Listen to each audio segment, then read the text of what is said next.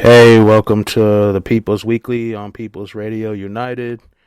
I'm Tim Best Buzz. I'm here with Canadian Glenn and Steve Shagwell. How are you guys doing?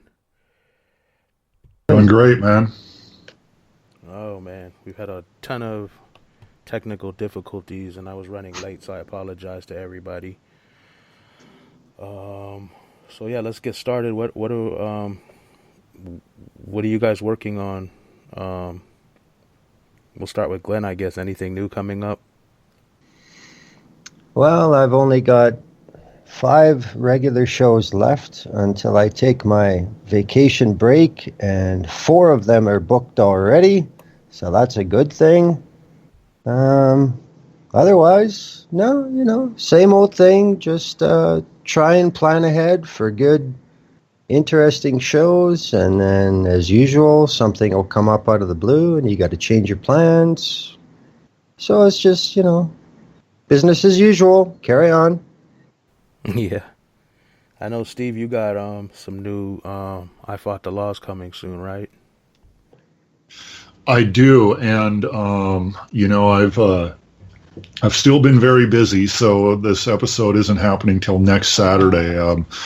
As you know, I have that website, Your Band Sucks, and I've been putting a lot of energy and a lot of time into that. Just getting the momentum going with that, and it is, and it's a lot of fun. So I'm just going to plug that real quick. Yourbandsucks.site. It's just savage roasts of bands and who are lining up to submit their stuff. But I have secured a guest, and we will be recording the episode next weekend. And I'm really excited about this guy because he is Andrew Henderson of Minnesota Cop Watch. And I know the guy. I've seen him give seminars on cop watching. He's very knowledgeable. He's very professional. He understands how to record so that your what you capture is usable in court, because there's certain things that you can do that you don't even know about that can make your footage inadmissible in court. He has dealt with almost every kind of situation of police threatening him and trying to intimidate him while he's cop watching. He knows how to deal with that. He's going to have a lot of good advice, and this is really timely and important because cop watching is it's kind of all we have as far as accountability. I mean, the oh. All right then. No, Sorry, I had to mute my it's about phone. all. Oh, okay. That's quite the interesting ringtone, Timmy. The thing about cop watching is once you catch a cop red-handed, yeah, he's probably not going to get punished. He's probably not going to get prosecuted. And I think there's people out there right now who want to kind of give up on cop watching because of that, but you mustn't. And the reason why is because, first off, every once in a while something does stick. Second off, it gives people who are being victimized by the police a chance to sue. And even though cops aren't getting punished, if municipalities get sued enough, they might get mad enough about it to do something, maybe even sanction the particular officer or the law enforcement agency if there's enough lawsuits. So by all means, we shouldn't give up on cop watching, and it's a very important thing to do, but it's very important to do it right, and it's very important to do it safely, because cop watching can be dangerous. You're dealing with people who believe that they have no need to answer to the public. They should not be held accountable. They should not have to be observed. And some of them have one hell of an ego and an entitlement complex. I mean, we're talking bro flakes of the highest order here.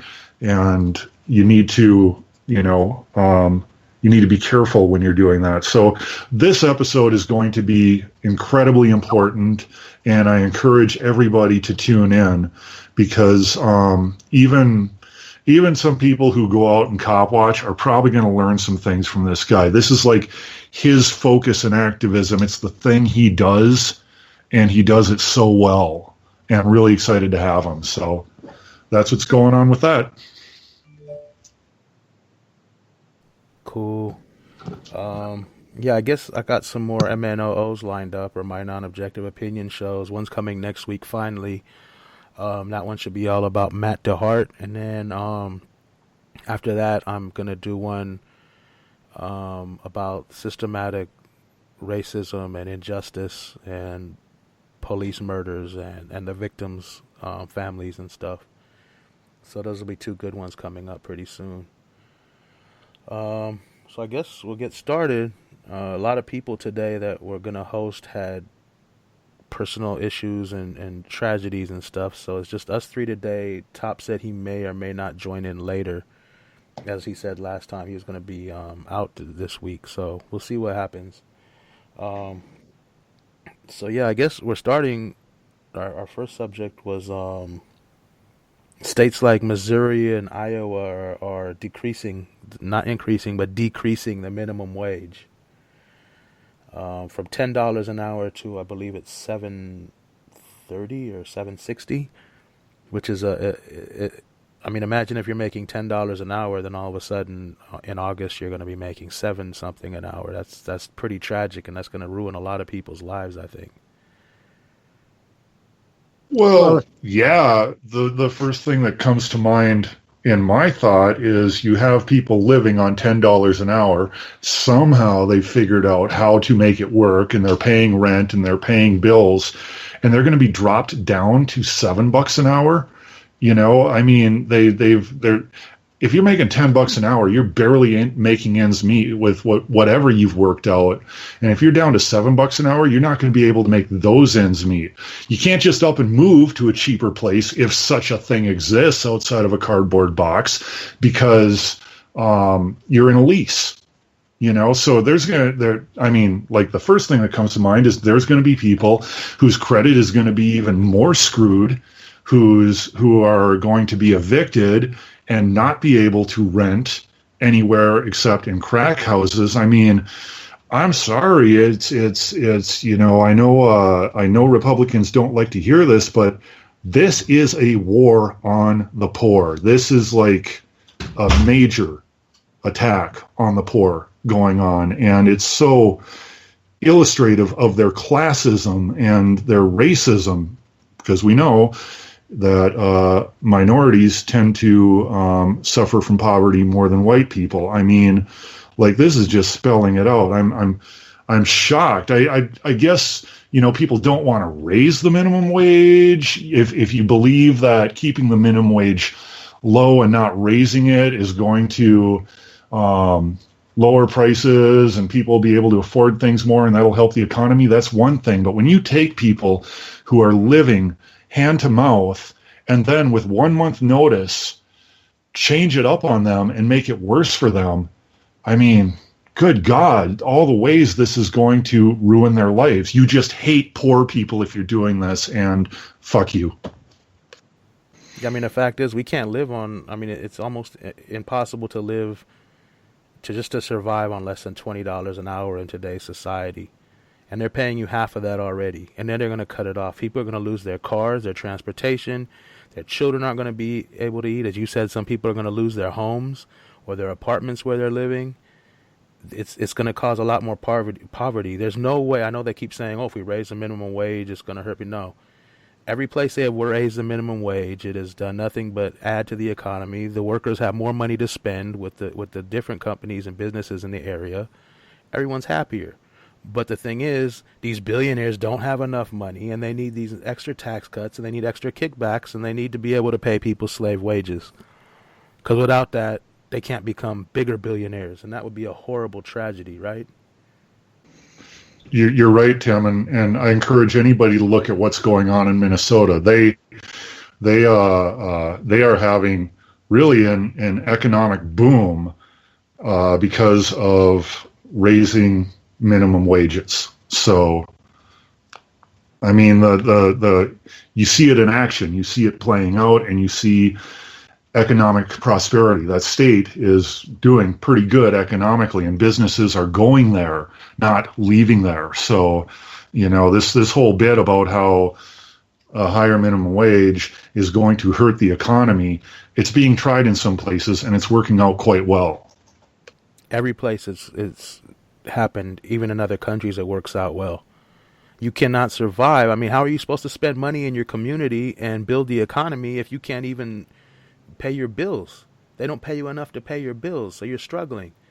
There's people who are working at these big welfare companies like Walmart and stuff that are still on food stamps because they can't afford to live. And then when the minimum wage goes up more, they start cutting people's hours to make sure that nobody's getting any extra money or any extra benefits. It's ridiculous. It's a war on the working class people. And I'll tell you something. If I lived in Missouri, I would make sure everybody was out in the streets blocking off their businesses so no one could go in and out, shutting down the whole city and saying we're not going to stand for this.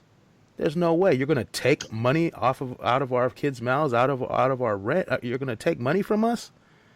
How do you decrease the minimum wage? I mean, that's the most horrible, despicable, disgusting thing anyone can do. And these Congress members who get free health care, who are paid insane amounts of money to work less than anybody else, vacations all the time, they're just so far above everything, they don't even know what's happening. I would shut Missouri down, and if it happens in Iowa, I would shut that down too. I'd make sure nobody's getting any money. I mean, screw it. If people, do it like a picket line. If people cross that line, they're going to get beat. No one's going up in these shops today or tomorrow until they give us at least our $10 and maybe 15 or 20 now. Since you want to take our money from us, let's go the other way. I mean, well, yeah, uprisings are necessary right. at times. And when you're stealing people's money from the masses, taking money from them, yeah, it's time to shut things down. And if businesses got to burn, I don't care. This is ridiculous. You cannot do this to people and think that you're going to sit idly by and let you just screw them over. No way. I wouldn't tolerate it, and I hope the people don't tolerate it. I really do. Well, I mean, this is all part of the big plan. I mean, as far as business lobbies or specific corporations whining about increasing minimum wage is going to decrease jobs and all the propaganda that they've been using for well over a century. I mean, if you go back to basically the turn of the 19th century, you will see the exact same reasons being given by those who want to keep wages low as are being used today. And they've never been true. They've always been a lie. I mean, simple economics and mathematics, for that matter, says that when more players have more disposable income, the economy grows. Period. Now, this argument of, well, something that everybody uses that costs $2 could go up to $2.20. We can't do that. Well, if everybody who buys it, if their weekly earnings go up, they don't really care about the 20 cents because they have it. This is the issue that they never want to talk about because for them, it's all about keeping cost down, keeping overhead down. We don't want to pay benefits. We don't want to set up an employee pension plan. We don't want to have to classify people as full-time. Because why? It costs them money. That's the only reason behind it. The right to work, quote unquote, which is right to work for less movement, has been going on for 30 years in the U.S. You talk about Missouri and Iowa, red states. These are the states that bitch and complain about waste in D.C., but they would wither away and die without money from D.C. because what they've done in their own states is drive everything so far in the direction of austerity that they can't fully pay for any of the programs they are supposed to deliver constitutionally. Never mind how division of powers is worked out with DC, whatever.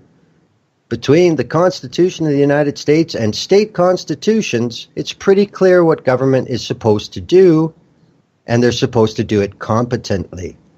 Well, I'm just guessing, being an outsider, but I would think if you had a real survey of those core services for all 50 states, I bet you less than 15 would currently get a passing grade for doing what they're supposed to be doing. But yet they cooperate, they don't step in, they don't defend the working class, which is the vast majority of the tax base. They're simply not working for people. And I think this attack on minimum wages is a clear demonstration. They are not working for people. But yet, like you said, Tim, I mean, when you're talking about there needs to be disruption, there needs to be protest to whatever level is required, look back to Henry Ford and the River Rouge riots and the birth of Pinkertons as a force that's still out there making money on degrading people. I mean, this go all the way back to the Triangle Waist Shirt fire. They're just working stiffs, whatever. But then something happened and things did change. I mean, as long as the people will allow this to continue, we know from history, it's not going to stop. So I think it's pretty plain. I mean, time and time again, all three of us have said at different times, general strike is still the most effective protest for the system we live in that there is. But yet it's never mentioned. It's not allowed to be mentioned. Anybody who does is immediately a communist. I mean, they've weakened unions so much in this country, it's disgusting. So people don't have that backup. Some of these unions are just as bad as the corporations they're claiming to go against. Some of them work in conjunctions. I mean, the only union that seems to be doing an awesome job for its employees is the police unions, which is horrible for us because they're allowing people, their employees, to kill people, steal, rob, do anything, and get away with it. Literally anything. And the other unions are like, oh, well, too bad. I'm not going to back you, It's just so many crappy, weak unions right now. It's just like, why? Well, I mean, this is an issue that's come up in Canada in the last 30 years as well. I mean, there are entities out there that are calling themselves unions, but they're legally not unions. They are set up by employer groups and called associations, and they bitch and complain about the free rider issue. That's always a problem in Canada. A union workplace is a union workplace. Everybody working there is a member of the union. That's how it works. But yet corporations every once in a while up here try for the free rider provision. They try and break that exclusivity, and it's never gotten anywhere. But when these employer groups set up employee associations, if you get a job with any of these members, you're automatically in this employee association, and they will automatically take what they call dues. So in that case, employees are actually having money taken from them without choice to go into a fund that's not run by the workers. It's run by the employers. So that's another example of blatant theft that is allowed to go on. And this is in a place like Canada, where most Americans think we are more labor friendly. I mean, it's the same austerity bullshit that we're seeing everywhere else in the EU, in Mexico, in South America, everywhere. This is the same program. It's going on just with different catchwords and at a different pace than everywhere else. Like Missouri, Iowa, this is just their latest tactic to keep pushing for what they want. So, the point you made about people being put at risk for losing their housing, perhaps losing money to pay for whatever scant health care they may have, if they're trying to pay for or save money for a child's education, this is all going to pay because, everybody knows the bottom line is survival comes first. So you're going to spend whatever resources you have to live. And, then we get back to the Hunger Games question. Is this what they want? It sure looks like it to me. I'm starting to think it's what they want. And, I'm the guy who sits here and says, yeah, I'm ready for a violent revolution, but I would like to see it figured out some other way. I swear to God, man, in the last 6 months, just every week, stuff happens where I am just looking and I'm like, that time for violent revolution is coming. Like, I'm looking at the peasants in the French Revolution, and where they just rounded up all the kings and aristocrats and took them to the guillotine. And man, I'm just starting to think, man, maybe they were onto something because, good Lord, man, this is obscene. You have people who are making an obscene amount of money as senators. They will make a lifetime salary of hundreds of thousands of dollars, right? And for the rest of their life, they will get paid that. They get this fat-ass government health plan, and they get all these perks from lobbyists and stuff. I mean, these people are filthy rich, right? And then they're sitting there and saying, well, we think you working class people are making too much money. We're going to reduce your wages. Like, get the hell out of here. You got to be kidding me. This is just like this is literally like this is the obscene shit that caused the French Revolution. Yeah, the thing that upsets me is it's kind of the people's fault, not the thing, but just how the people think. Like, for instance, on YouTube, you'll always see all these videos showing employees stealing and getting busted, and they're mocking them and how look at this thief and all this and that. But here's the thing. They never go into the companies robbing the employees and shame the companies. It's always the employees trying to get what's theirs, basically. If you're robbing a corporation that you work for, it's because they robbed you and you can't afford to live. You know what I mean? If they paid you right, why would you need to take anything? The thing about it is they never show how these employees are making people work off the clock to keep their jobs, cutting people's pay, cutting people's hours, just destroying lives so their corporate elite people and within the company can make more money off the backs of these poor workers that are busting their butts trying to work hard for these people and can't survive. It's ridiculous. Well, isn't that part of the modern conditioning? You have to question, what are the source of these videos on YouTube? Is there a bigger power behind them? Because it's embarrassing people into taking what they're given. You're not allowed, no, I'm just saying that. But people who are robbing the robbers should be rewarded. They shouldn't be shamed. And the robbers, these corporations that are robbing all their employees, they should be the ones shamed. These employees should have their phones out, getting everything on camera. Like, look what they're doing. Look, they're making people work off the clock right now. Look, they just cut our pay. Look, they just cut my hours. You know what I mean? All united. Not like, oh, look, one of our employees took something because he couldn't afford to buy it. It's ridiculous. How are you going to shame some guy for taking something that he can't afford because his job is robbing him blind every single day? It just makes no sense. That's the difference, though, between internal perception and external perception. The bottom line is fighting unions, fighting, Fight for 15, all this kind of stuff is the messaging goes to the people who are not inside because they are the majority, and that's where the public opinion, where the consent has to be manufactured.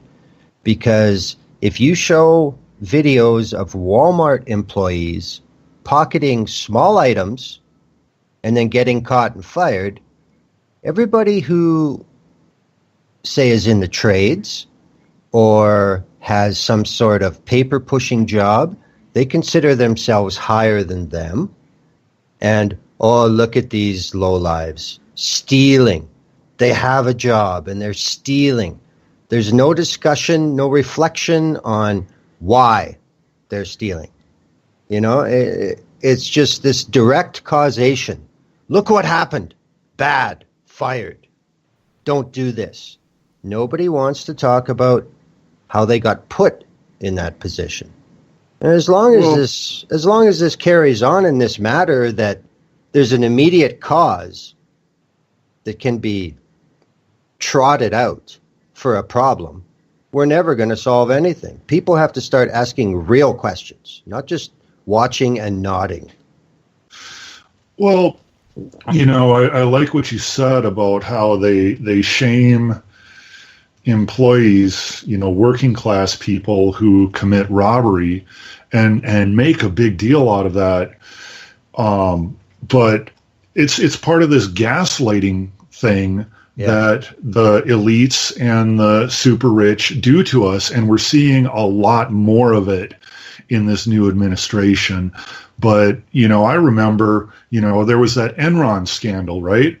Like, oh my God, so many people had their life savings wiped out. We have old people going into retirement with no retirement fund because Enron just completely robbed them. And like, everybody in Enron got fines, and they got fines that amounted to a small amount of what they actually made robbing these people, which means they basically just didn't get punished, you know? Now, meanwhile, if a working class person steals $20 worth of stuff, they can go to jail for quite a while. That's just, you know, and they have us conditioned to sit here and cheer that on. Yep. You know, they make a movie called The Wolf of Wall Street, and you've got Leonardo DiCaprio, and amazing movie, by the way, but look at it, man. They made it look so fun, and they just made it look like these people who rob everybody on Wall Street are so cool. Look at how cool they are. You know, look at all the fun stuff they do. Wouldn't you like to be them? You know, and people look at it and they don't get mad and go, wait, that's what's being done to me? They go, wow, I wish I could be that guy. We've been so conditioned with Stockholm syndrome when it comes to economics in this country, well, and with police military force too, you know, that, I mean, it's just, it boggles the mind. It's total Stockholm syndrome. Yeah, meanwhile, the billionaires and the president and his cabinet are robbing the whole country blind, and nobody's filming that and shaming them too much because they seem to be getting away with everything. And even if they are shaming them, it's like, who cares? We don't care. We're above you. Well, you know, that's what's going to happen when all the major media companies are owned by 5 multi-billion-dollar corporations that I bet if I looked online right now, I would find out are also multinational corporations. Yep. Yeah, that's already happened. Yeah, that's how it is. 5 corporations own all the major media outlets. So, you know, I mean, of course they're going to send a message that teaches the working class or conditions the working class people to hate themselves and worship the rich. You know, in case anybody's wondering how a billionaire reality TV show star got into the presidency, well, that's how. We're conditioned to hate ourselves and love the rich. Well, isn't this just a variation of something we've seen since ancient Egypt? The ruler is a deity. How dare we question anything they do? Just accept it. It's a good thing. Well, you know, No, I'm not going to bring up the whole either or thing because that's going to pull us off track of what we're talking about right now. But I will just comment that it really sucks that we've been roped into this whole thing where we have to either hate something 100% or love something 100%, and there's no room for nuance anymore in our in our national dialogue, at least here in America, and it seems to be catching on everywhere else.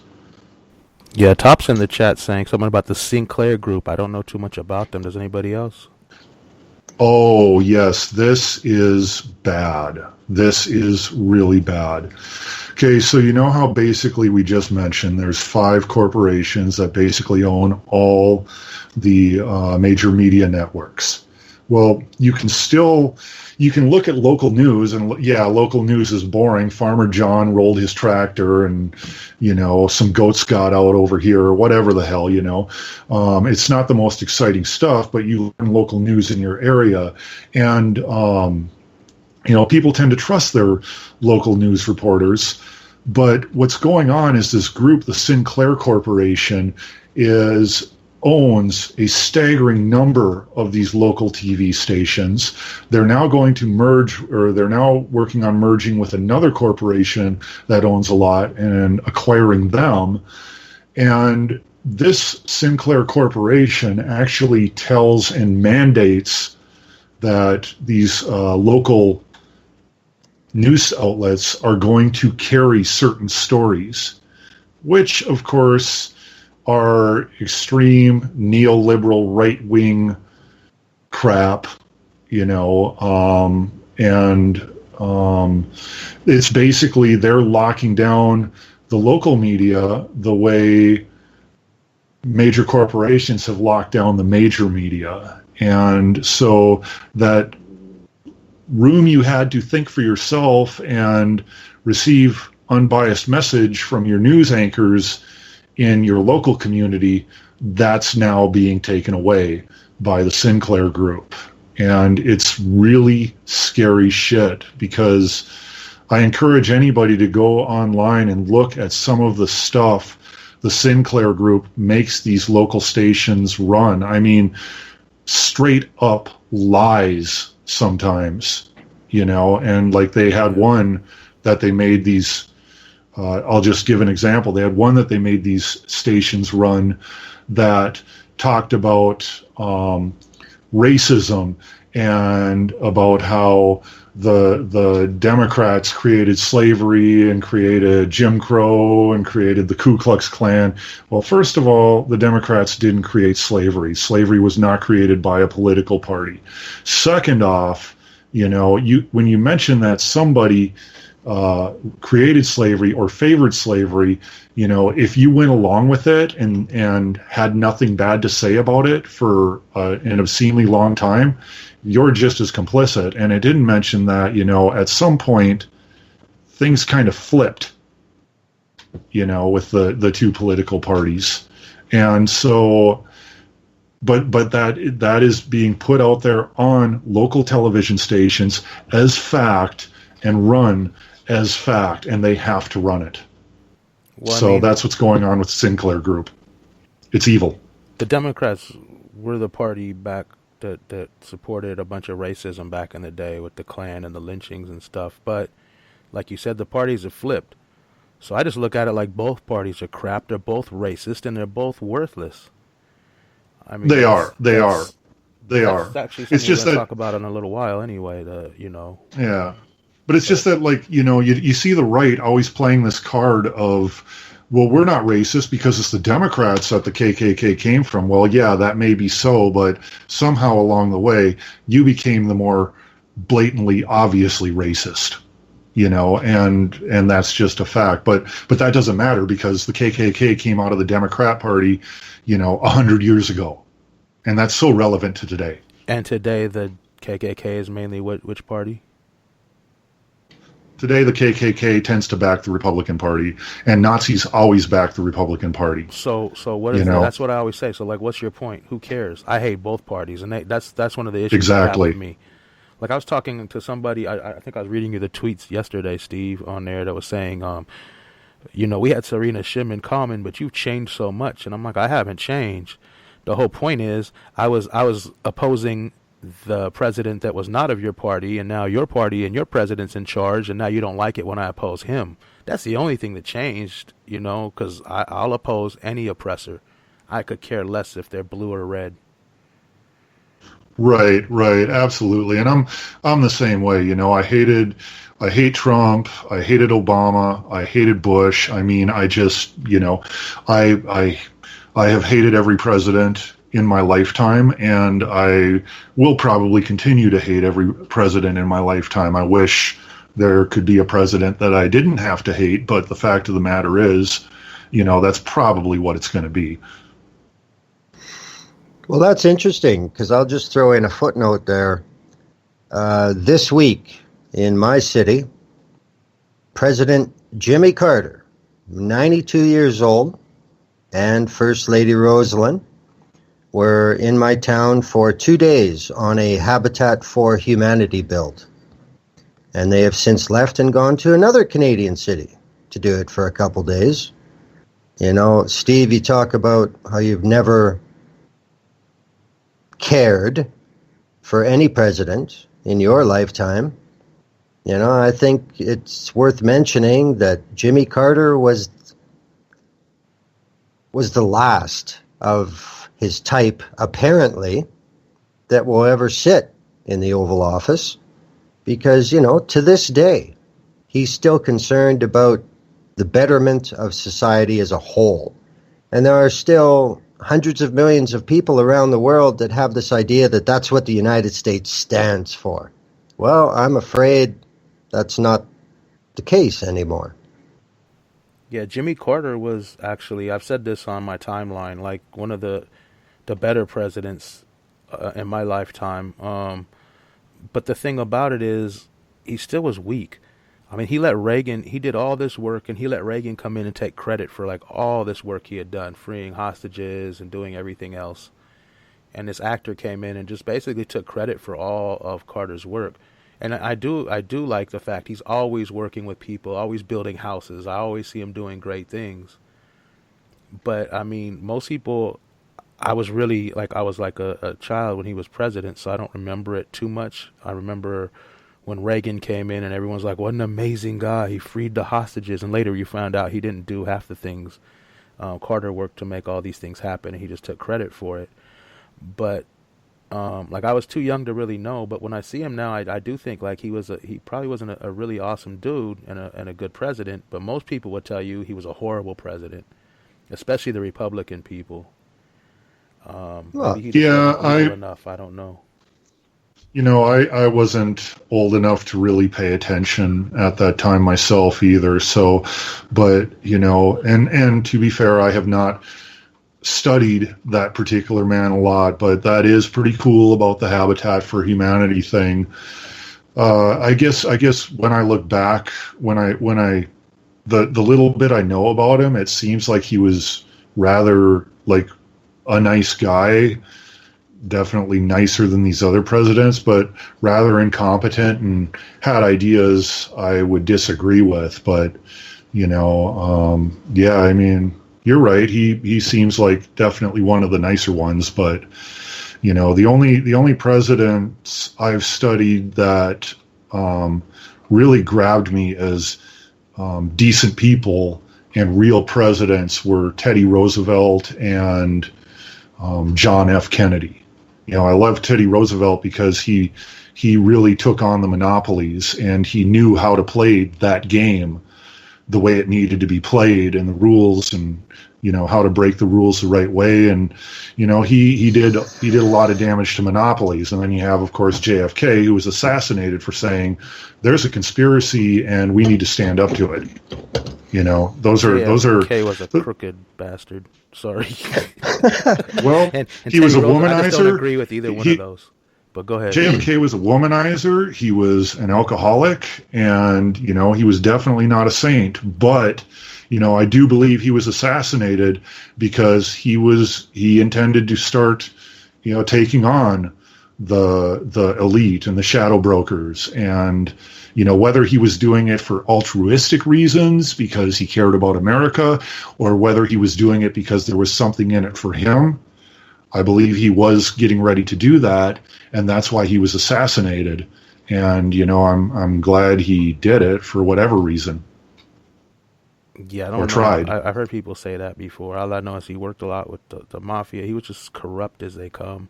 And people, I think because he got killed, people started to idolize him and make him like some great, hero. And yeah, I look through history. I don't see any presidents. Like Carter might be one of the better out of all of them. But I see just evil, twisted monsters who are oppressors who twist reality to make people suffer in their favor. I don't know. I don't see any good ones.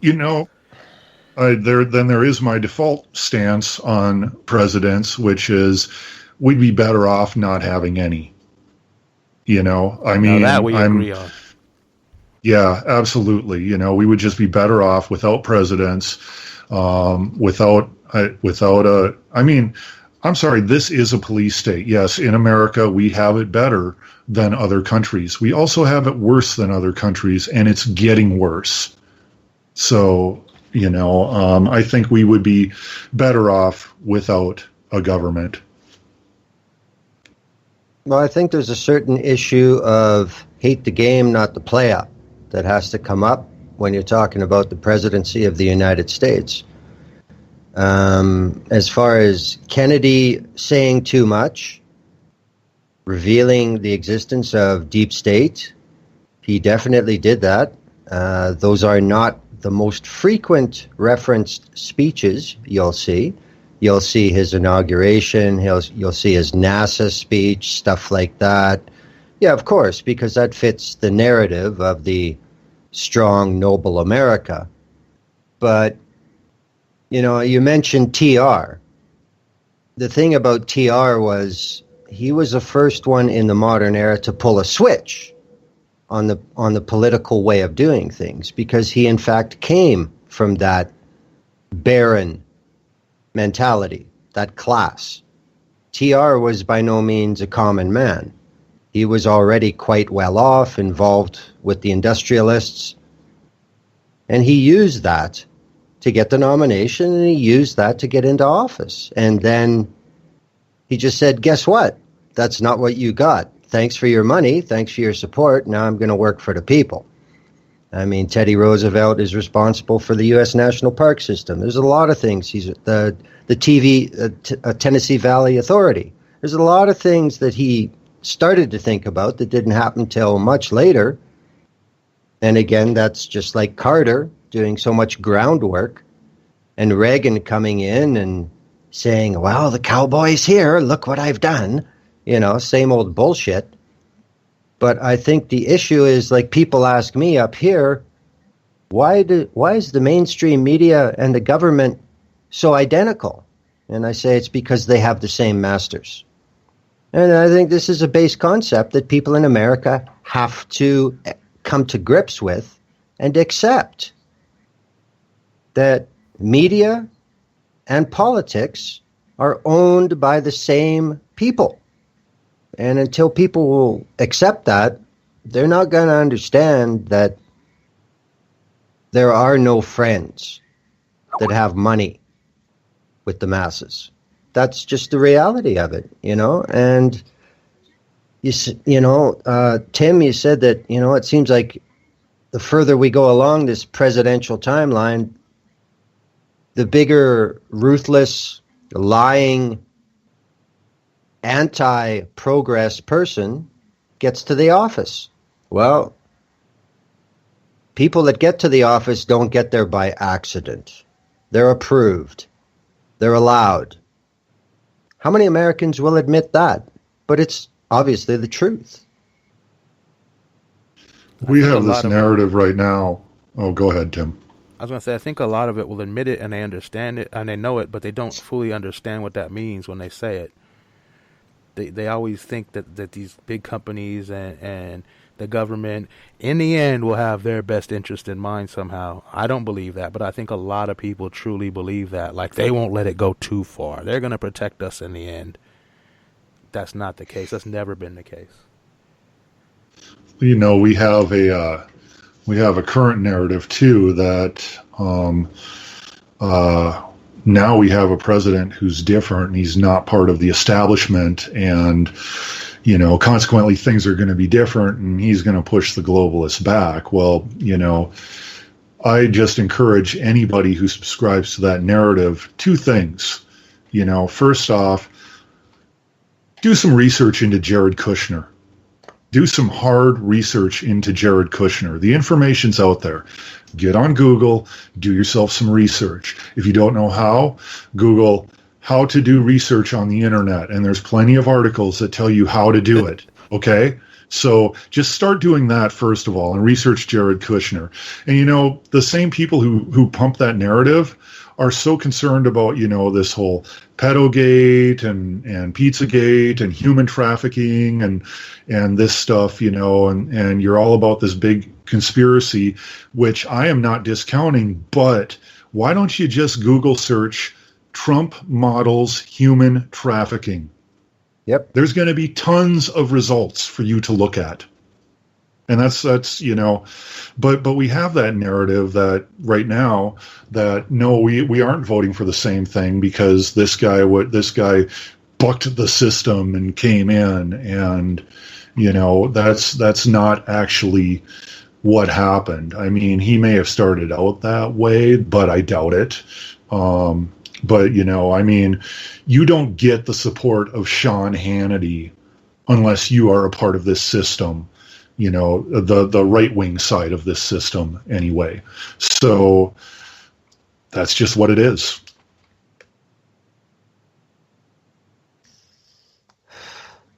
Yeah. I don't know. You know me, I hate government all the way around, so I'm not going to be the person to say, oh, this person did, you know, if you do some terrible stuff, I'm looking past anything. I had this same, I know I'm all over the place right now. I had this same conversation with my friend Carlos yesterday. We were talking about how he's like, oh, Obama did a lot of good stuff. I was like, tell me what he did was good. ObamaCare? Couldn't it have been better? I don't know. I mean, this dude's from Spain, so I'm like, you know, it could have been where everyone gets health care just on our tax dollars, and we don't spend so much money on wars and militarized policing. And he had to agree. And I said, but what Obama did was he tortured whistleblowers more than any other president. He squashed dissent. He went along with everything. He didn't do anything that great. You could bring up one thing, Obamacare, and that was just a twist on an old Republican plan they had, because God forbid they give us anything that we deserve that's good for us or free to help people, because they don't get profit off of it. Yeah. In the end, it's all about sucking off these big, giant companies that are going to give them some kind of kickback. And that's what really upsets me all the time. Yeah, I get pretty nauseous when people tell me how great Obama was, because he wasn't. You know, I mean, I'm sorry, but anybody who accepts a Nobel Peace Prize and then orders drone strikes on villages, and by the way, with these drone strikes, I believe it's, I'm pulling it off memory right now, but I believe it's like 90% of drone strike victims are not the intended target. Okay, so if you accept a Nobel Peace Prize and then you're doing that, you are such a sociopath. I mean,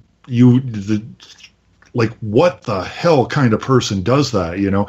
And then the things you named, Tim, you know, the torturing of whistleblowers and everything else. I mean, yeah, it drives me nuts when people say Obama was great. Yes, Trump sucks. He, you know, and things are just dismal right now, but Obama was no white knight. Well, again, knight in shining armor. Well, again, you know, I mean, people have asked me up here, you know, have I ever considered running for office? And once I tell them the same story I tell everybody, they shut up pretty quick, because I think what not enough people realize is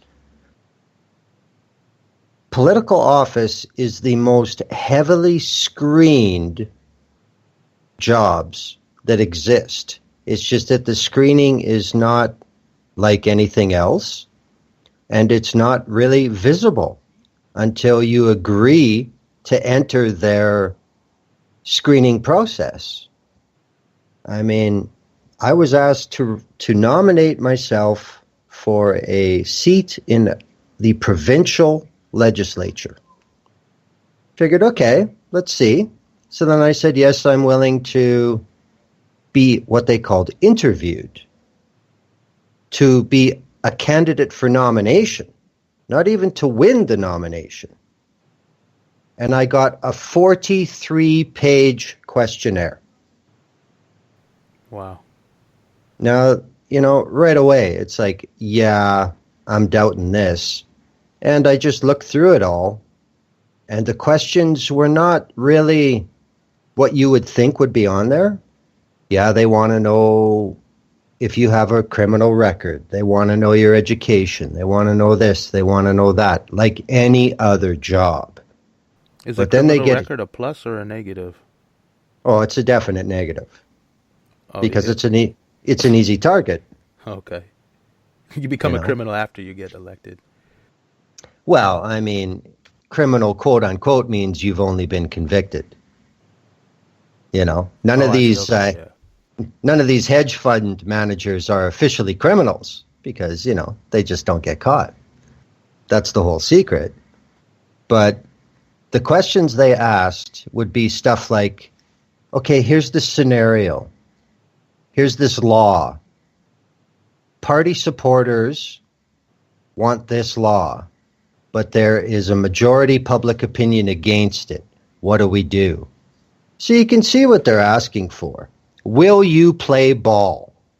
That's all it's about. Will you play ball? Will you obey what we tell you to say? And, once I read that page, that's when I phoned him and I said, yeah, I'm out. Fuck you. That's why you're awesome, Glenn. Well, I mean, it depends on the station in life that these people coming from that get into politics have. And politics is not for the common man anymore. And it's engineered that way. So as long as we're recruiting from our circles, we will get exactly what we want. And that's what's happened to the entire system. Whether it's a parliament system, whether it's a republic, whether it's... Even Russia has the same goddamn problems with their Duma and their upper house. Japan has the same problems. Look at Taiwan, where they throw chairs in their parliament. Look at Hong Kong, where people are winning elections and then being told, no, sorry. This is happening everywhere. It's just that it's more obvious some other places. And again, people have to pay attention. Hiding in blind sight. Yeah, I wonder if in the places where it's more obvious to us, if it's less obvious to them and ours is more obvious to them. You know what I mean? I wonder if it's just kind of like you can't see what's going on too close to you as easily as you can see the corruption happening further away. Well, I mean, we see that now with Fox News and Sputnik. Everything that's happening in Russia, according to Fox, is evil. Everything happening in the U.S., according to Sputnik, is evil. So, yeah, that doesn't change. You realize they're both correct on that, right? Yeah, but they don't talk about the evil in their own backyard. Yeah, I know.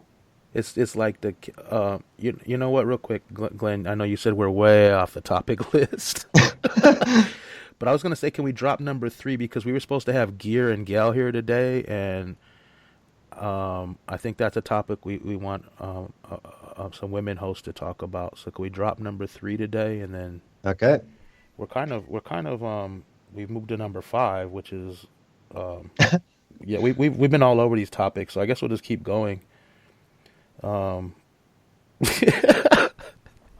So sorry to the audience who's looking at the list saying, what the hell? But yeah, we're kind of Nolan was supposed to be on today's show. He had a family emergency that's pretty tragic. Gail as well had a tragic family emergency. Gear is not feeling well, and Top is out of town, so it's kind of just us three. And I don't think talking about women's issues with us would be the best thing to do, because who are we to, you know what I mean? Yep. Is that cool with you, Steve? He's muted. He says yeah. Yeah. Sorry, I couldn't find my mute button for a minute. So yeah, unfortunately, due to Spreaker, because I think people don't know, I'm not the leader of this or anything, but Spreaker forces me to run the show right now because of logins and stuff. So that's kind of why I take the lead, because I have the control board with me, unfortunately, and hopefully that'll change in the future, and I won't have to be on every show even. But yeah, nobody's special. I'm not in charge of anything. We're all here. I'm sure I've said that before. I just happen to be the one running the board, so I need to know what's happening. So yeah, it's mayhem. Yeah, it's crazy, and then we had technical difficulty. That's why the song didn't come at the beginning. It was just dead space and all this. So yeah, I guess we went from minimum wage. Now we're on the Trump and family meetings with Russian lawyers, and Donald Trump Jr. The collusion thing is pretty much proven now. Although people are saying it might not be an illegal act, but it's definitely an immoral act. Any thoughts on that? Splitting hairs. Splitting hairs. Yeah, splitting hairs, exactly. Anybody who tolerates this kind of collusion, anybody. I mean, no, it's this is treason. If it's not treason by the letter of the law, it's treason. It is, and calling it anything else means you're either an idiot or you are a shill. That's my thoughts.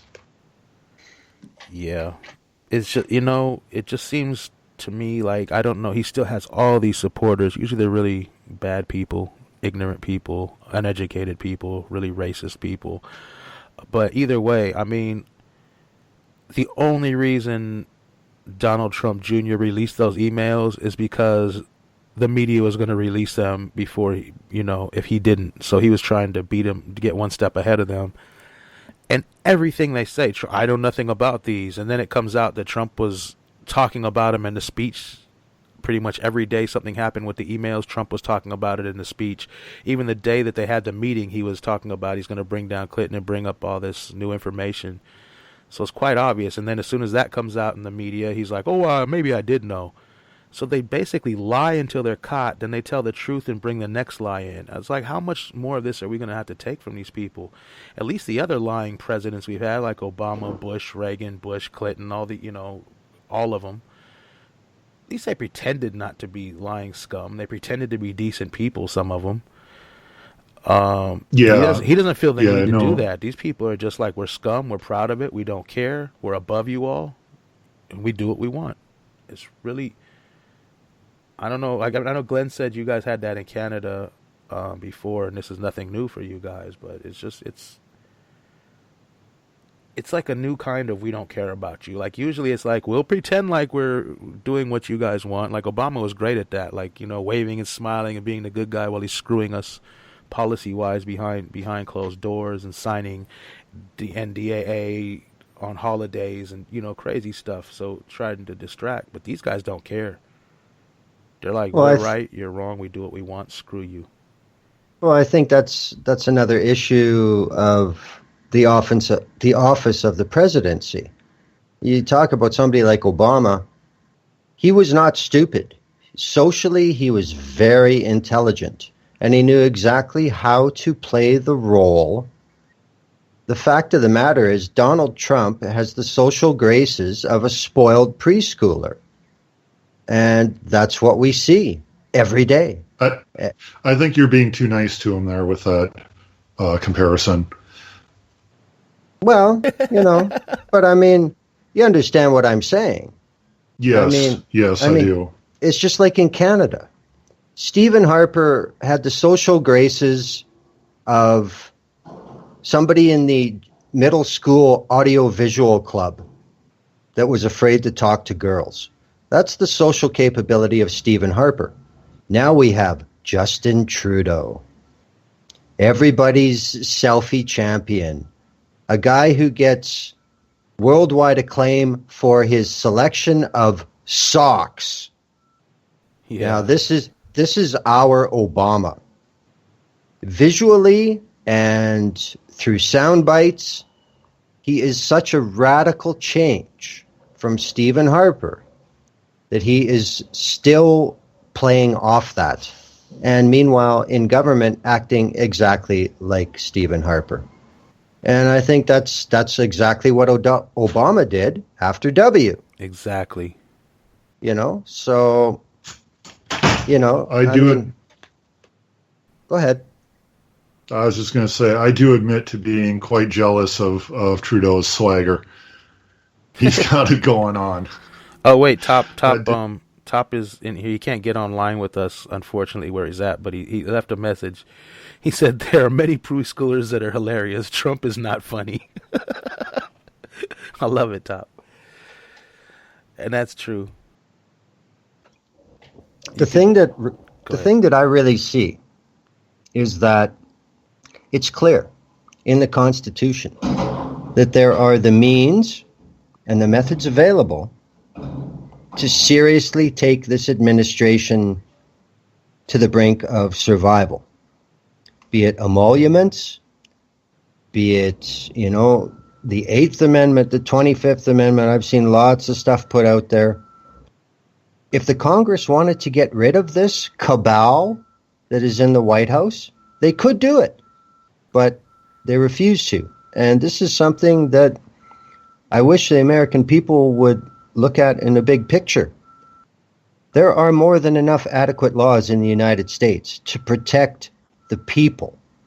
They are simply not enforced. Yeah, I agree. I think Congress is part of that same cabal. And when I say Congress, I mean the Democrat and Republican Congress. Even though they fight, they just want power for their party, and then they'll do the same crooked stuff in their own special way. Hang on one second. Top's talking to me. Go ahead, you guys. Talk for 1 second. Let me get over here with Top real quick. I think we might be bringing him in. Alrighty. But I mean, you know, I just think that, I mean, I subscribe to the theory that 18 months ago now, maybe even 2 years ago now, Trump's whole idea was to be the first one to declare candidacy and get out there and make a lot of noise and maybe force some issues to come into the debate later on. But it was all about publicity for him. He was just trying to make a buck, which is all he ever does. But the problem was, as it went on, he actually got traction from the Tea Party crowd, from the low information voter with his sales pitch. And there was really no strong contenders that got anywhere against him.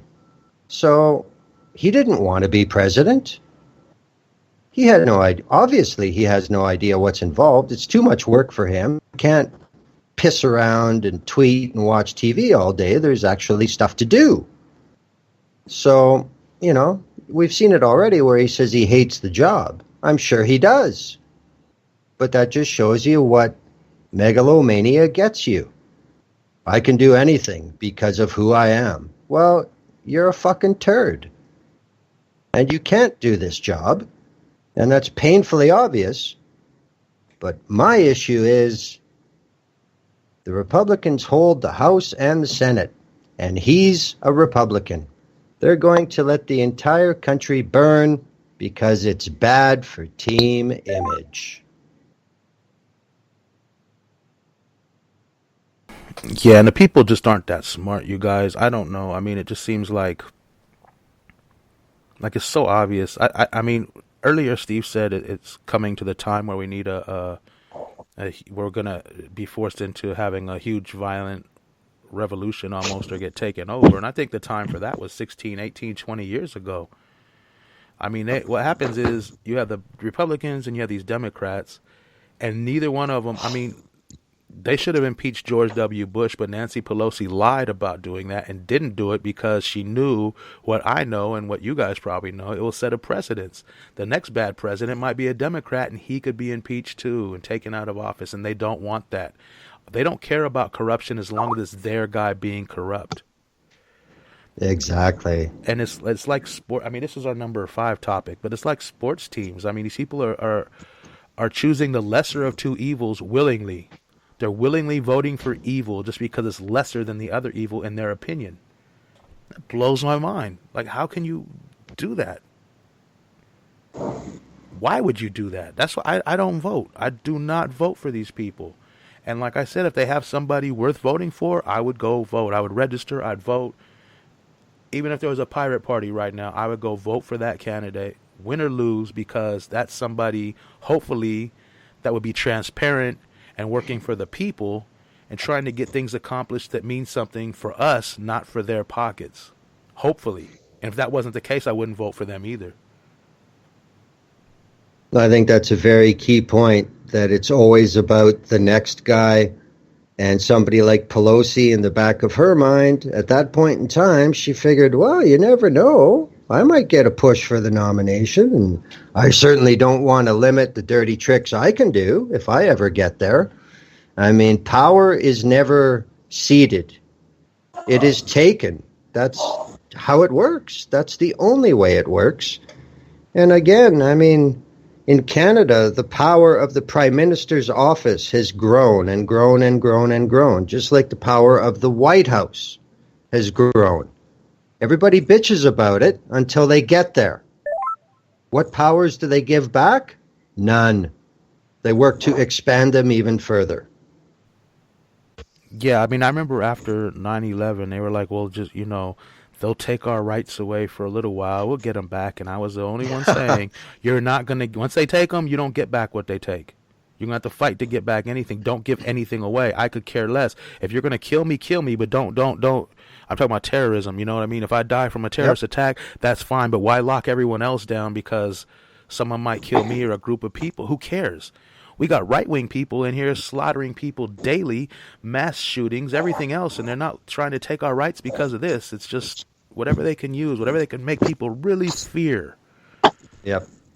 It's just crazy, man. These people need to wake up. I just don't understand. It's going to take mass poverty, mass depression, people having nothing, the majority just being in poverty, I think, before these people raise up and do something. And it's going to be so late by then.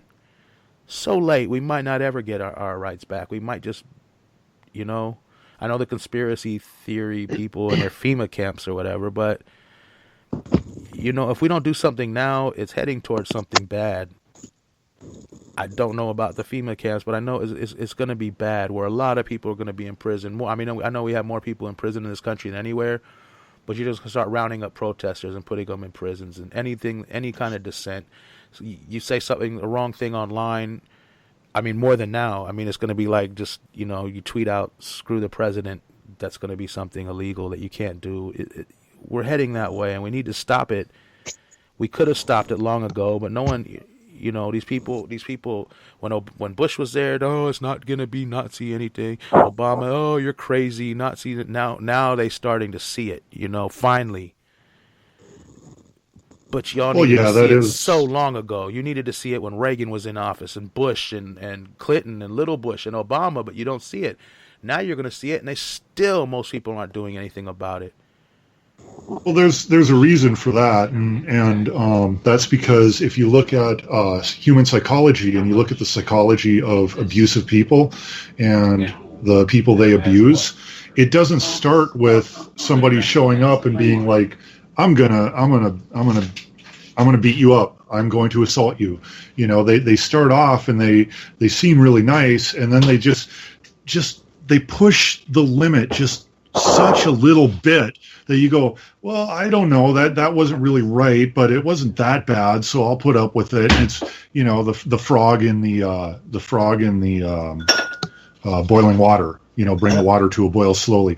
That's how abusers work. And our government and our corporate establishment and our military establishment are abusers. They are using classic abuser tactics on us, and that's why we continue to just give up ground and give up people and give up resources, because they just gobble a little at a time, Yeah, I told you the other day, Steve, I think we were talking on the phone, I think it was you. I said I wanted to do a meme of Pepe the Frog boiling in water, because that's how these people, these right-wing people are. They don't even know they're boiling. But yeah, Gel and Top are up in here right now. So how are you guys doing today? I'll let the lady answer first. Oh, you sound horrible, dude. Top, you sound like you're on a megaphone yelling into a microphone. I apologise. I just got a headset on. Oh, that's better. That's better. I think That's your much mouth was better, just too yeah. close to the microphone. I'm exhausted. That's how I am. Yeah, I hope everything works out for you, Gel. Oh, it's okay. It's just our power went out at 3:00 in the morning, and this house is set up that if there's a power outage, that every alarm, we've got all these alarms set up because my father is on oxygen that runs on electricity, and so all these alarms start going off at 3 a.m. It's not a bad thing. It's all taken care of. We're just all tired. Okay, yeah, I was worried about you when you told me Yeah, that. everything's fine. It's just we had a power outage. It's really, really, really hot here lately, so it happens with heat waves. The power gets overused everywhere. I think we had the entire town out. But it was back. It's just now we're all, crabby and tired is all. Well, I'm glad it's back on. Hopefully you get your rest. Yeah, thank you. Top, on the other hand, is on holiday. I know. He's the only one of us having a good time. Well, I've done a life hack. Gal can vouch for this. They've turned off the power sockets because the elderly here charge their mobility scooters. So I found the only socket in this hotel that has Wi-Fi signal and power. They've actually turned the socket. Can we talk about that for a second? How ridiculous is that they turn off the freaking sockets so that the elderly cannot charge them? My father's on a mobility scooter. I would be pissed. Exactly. And I'm the youngest person in the hotel by 40, 50 years. And I'm old. You're not a young man. You're a young whippersnapper. So, yeah, it could be said I'm having fun. It's a challenge. He finally got a towel. That's all that matters. I got a towel today. Yay. Let's ask Top and Glenn real quick, because they're under the same kind of thing. You got the Conservative Party of Canada and the Liberal Party of Canada, and you have the Tories and Labour. And I assume both of those, the one party might be better than the other, but they're still both kind of evil, the same as we have Democrats and Republicans, if I'm correct. What do people in your countries do about voting for the lesser of two evils? Like, why do they see that as being a valid thing to do? Because we were given a false promise under Tony Blair. Tony Blair came under the radar. He'd made deals with media barons, so he got favourable press and came in with a neoliberal agenda. All the free markets, deregulation of banking, etc. Just maintaining the conservative policies before him. He was just kind of false, representing the left and the workers, etc. So, yeah, there was a bit of growth in the country. Then we had a financial collapse, a global financial collapse. But all our public health systems and budgets now are skewed because we're now paying massive debts on loans that our hospitals and health, what do they call them? Health groups, local health groups, they had to borrow billions of pounds to build hospitals, otherwise we wouldn't have many hospitals. So they did, but the loans were extortionate in price. They went to the private finance markets, and we didn't get a good rate on the money that we borrowed. Now, with Intune, a large portion of our healthcare money is now spent on interest payments. So we were sold out, and the buildings were built to a non-satisfactory standard. They're crumbling. Even our schools, we had a wall collapse in Scotland recently because the local contractor, saving money, didn't tie a wall in. It fell down. This is a 30, 40-foot high wall. It collapsed into a school playground on a Saturday. They didn't tie in the wall. And there's just... it's these PFI, they call it, Private Finance Initiative.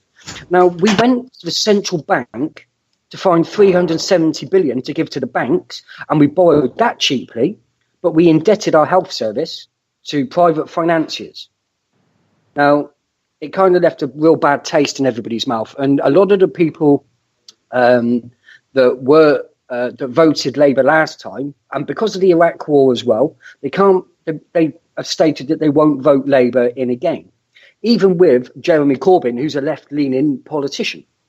So he couldn't win either way because the media were attacking him. He was getting attacked from because nobody is going to certain aspects of communities felt let down by Tony Blair. He had a real uphill struggle, and that's why we ended up with a Conservative government on a minority agenda. It's lack of trust in politics. Well, I mean, that just demonstrates so many things that are happening everywhere. Yeah. I mean, you talk about your PFIs over here, they're called P3s, public-private partnerships. And it's the same damn thing. I think the main issue, I mean, you want to talk about Canada with the Conservatives and the Liberals. They are the only two parties that have ever formed government in 150 years. There are other parties, but they just never get there. The lesser of two evils is the stock and trade of politics. There is no winning hearts and minds anymore. That's too difficult, and it costs us too much money to do it effectively. So we'll just vilify the opposition 24/7, and we will use dog whistles to find every one of those who believe our bullshit. So, I mean, the whole idea of politics everywhere is no longer... It's surgical now as well, isn't it? Indeed it is, with the analytics available and the ways for them to track you and get your information and everything else. But, I mean, what's changed is it's not about building anymore. It's about destroying the other builds. That's all it's about. And that's what it's become. I'd like to, you guys were mentioning earlier, it's the frog in the pot scenario. And that's what everybody is dealing with. And there's a reason why there's a lot of non-interest in politics is because people just have to get on with life. What these governments put by way of legislation, by laws, by taxes, you're just too consumed. Yep. Absolutely. You haven't got any fight left at the end of the day, or any inclination, because you've been let down by politicians before. Why should you engage in politician? Because this politician has said something different. That's what we're fighting. That's the apathy of it all. And that's the perfect storm, because people who don't have time or interest to look into things turn to media outlets to be told what's going on. And that's where the big lie starts and never ends. David, you guys I saw you mention earlier, because I was trying to listen where I could, a couple of states have reduced or looking to reduce the minimum wage now. Yep. Hey, we did that. Woo! That's why I mentioned it, because I didn't know if you was listening, Gal. But yeah, they discussed this earlier on in the show. $7.50 is it down from what was it before? $10. $7.70. Yep, in St. Louis, $7.70 down from $10. Yeah, listen to the And that was, beginning. keep in mind, that was a Democratic vote. I'll listen. Yeah, I'll definitely catch up with it. I just want to state, though, in St. Louis, that was democratically voted on. That $10 minimum wage was fucking voted on and passed Really? before And Greitens fucking decided to take it back last week. And it's not all of Missouri. It's just St. Louis. well, they Wow. dropped because St. Louis had raised it to 10, and other parts of Missouri were still at 770. Correct? Yeah, but cities are allowed to do that. Yeah, I know they Yep. do And that this- here a lot in California. I think y'all should shut the whole state down, and nobody's working and nobody's doing anything. Somebody needs to shut the fucking state down. Yeah, I was talking about burning buildings and stuff earlier. That's why I said listen to the beginning. You know, I get mad and start ranting about. Can I just Rising. point out a cognitive dissonance with that? So basically, what you had is you had St. Louis voted for this $10 wage, and the state said no. Now, I find that funny because the people who you would find most supportive of a cut in wages are the same people who would say bigger governments should stay out of smaller governments' affairs. Yep, but you And also have yet- to remember that St. Louis is one of the only blue parts of that red state. Yeah. And that's kind of like it's a punishment. It's exactly what the fuck it is. We had a thing in Wichita where we basically, I can't remember what it was, we basically decriminalized weed. And the state came up with some little weak-ass loophole and blocked us. But we like made that a thing, that we decided this is what we're going to do as a city, and the state shut us down. You know, and it's so funny because where you have these bigger state governments sticking their nose in city governments, smaller governments, which is a complete violation of, you know, supposedly right-wing principles, it's always to mandate right-wing ideas. That's how fascism works. Yep. That is how fascism works. Well, you know, we're talking about is the time here for revolution, et cetera, et cetera. I just want to ask if anybody else sees the huge irony that today on 14 Juillet, Bastille Day, standing there at a parade for Bastille Day is Donald Trump representing the United States. Donald Trump is the closest thing to Louis XVI that exists in this world today. Yeah, he is. Yeah. And here he is standing there looking like a kid watching a Disney movie. This is all for me. I'm so important. You're the exact model of who they wanted to behead that they celebrate that day. People like him were the reason Bastille Day happened. Exactly. It just the irony in it is just unbelievable. I mean, I saw a tweet from David Corn, and he said in a speech that Trump made, he said, France was the United States' first ally. I don't think a lot of people know that. And David Corn said what he actually meant was Trump didn't know that. And, you know, I tend to agree with that. The things Trump doesn't know or could fill up. Oh my gosh, I don't even know where I was going with this. He just doesn't know anything. He's an idiot. His buddy is Frederick Douglass. He's an idiot. The dude doesn't know history. He doesn't know politics. He can't. He's at what a fourth grade level with reading and comprehension. He's an idiot. Dumber than George W. Bush. That's saying a lot. By far. By far. Well, That's saying a lot.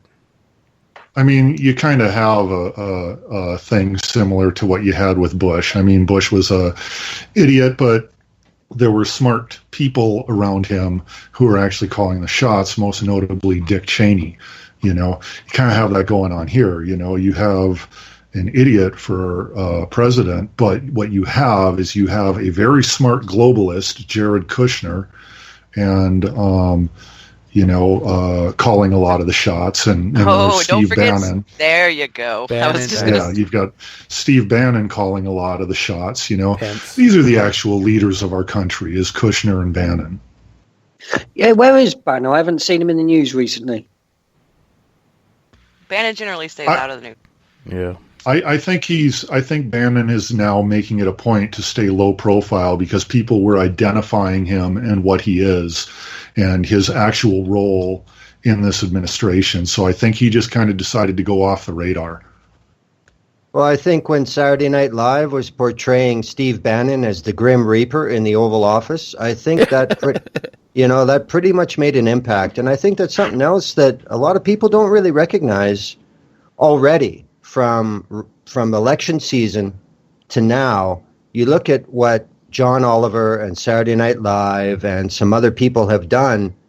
The Trump team has changed their methods of delivery, their visual methods, because that shit hurt. It really did hurt. It got to them. I mean, have you noticed that he's nowhere near as orange as he was when he got elected?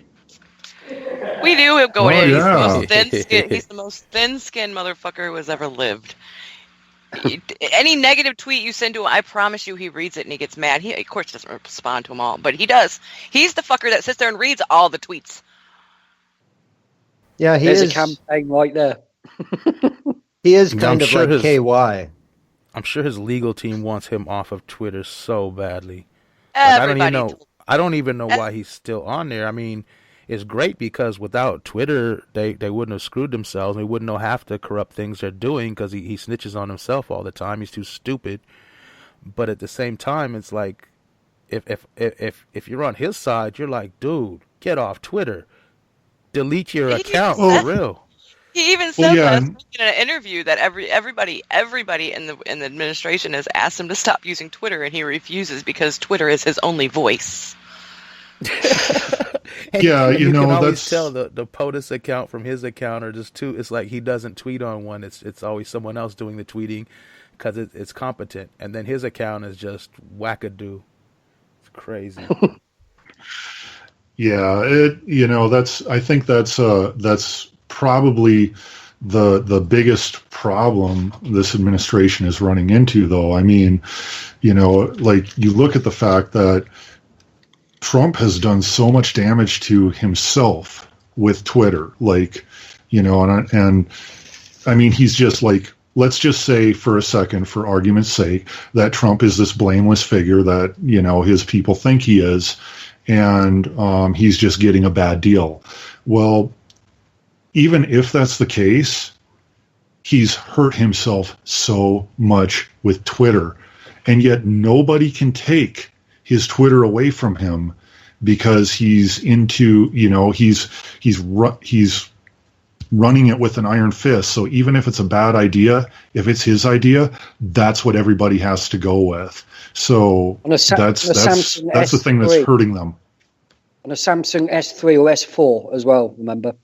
Half the time it's on iPhone. You just got to figure out which day it is. Right. Gotcha. And you realize these are official presidential statements every time he tweets. Yes, there's a lawsuit out now because he has blocked people, and since these are his official statements and they're not even doing the televised briefings anymore, that goes against the Constitution.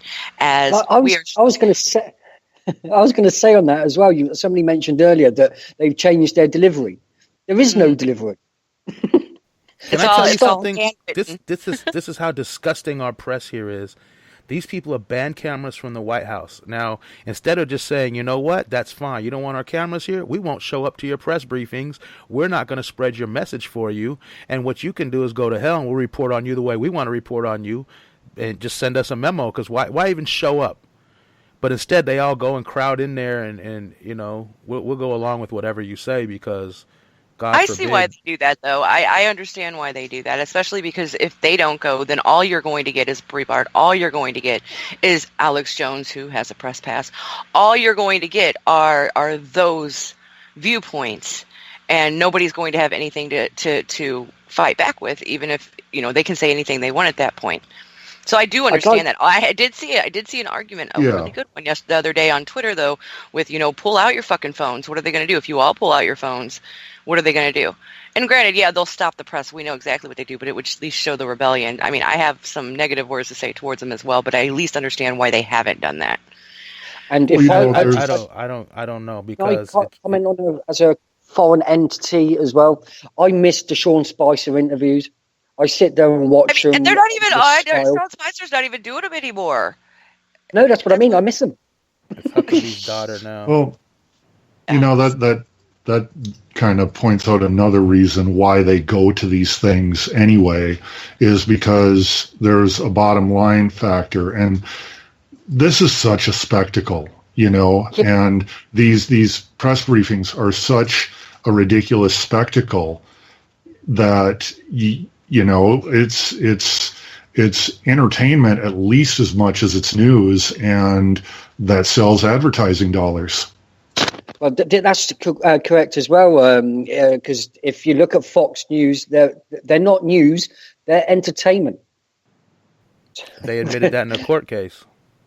Oh, that was done in the early '90s, where they registered as entertainment with the FCC, so they couldn't be held responsible. Yeah. But then you have different corporate, so if you go to like NBC News, not MSNBC, but NBC. Used to have Dan Rather, but whoever's on now at like 5 or 6 o'clock, the ones that show up on primetime, they are registered as news. That's why Brian Williams got taken from the NBC line to MSNBC, because if you remember, Brian Williams got caught lying about the Iraq War and what he was involved in the Iraq War as a journalist. So they took him off of NBC because there they actually have journalistic integrity. I'm not saying I completely agree with them, by the way, on everything. They do have certain standards, though, that on MSNBC they don't have those standards. Legally and ethically, they don't have to follow the same standards. So that's why you saw him go from NBC to MSNBC. Or you'll see even things along the lines like Megyn Kelly, who I despise, has to act differently now that she is on, what is she on now? 60 Minutes? No, something. She's on something on one of the primetime channels on Sunday nights. Yeah, but these people flip-flop from station to station, from Fox to CNN to NBC to whatever. I mean, well, that's what MSNBC, Fox, and CNN are the three that are registered as entertainment. That's my point. When they go to the primetime stations, NBC, CBS, ABC, anything along those lines, they generally do have to change the way they act because there are different journalistic ethics that are involved that they can be held accountable for. That's the difference. I would also like to state that I have seen 3 separate segments today of Fox News tearing Trump a new asshole. So that's been new. Why are you watching Fox News? I'm not. It comes up on my end like, ooh, Fox News did this. So I go and I look it up. There it is.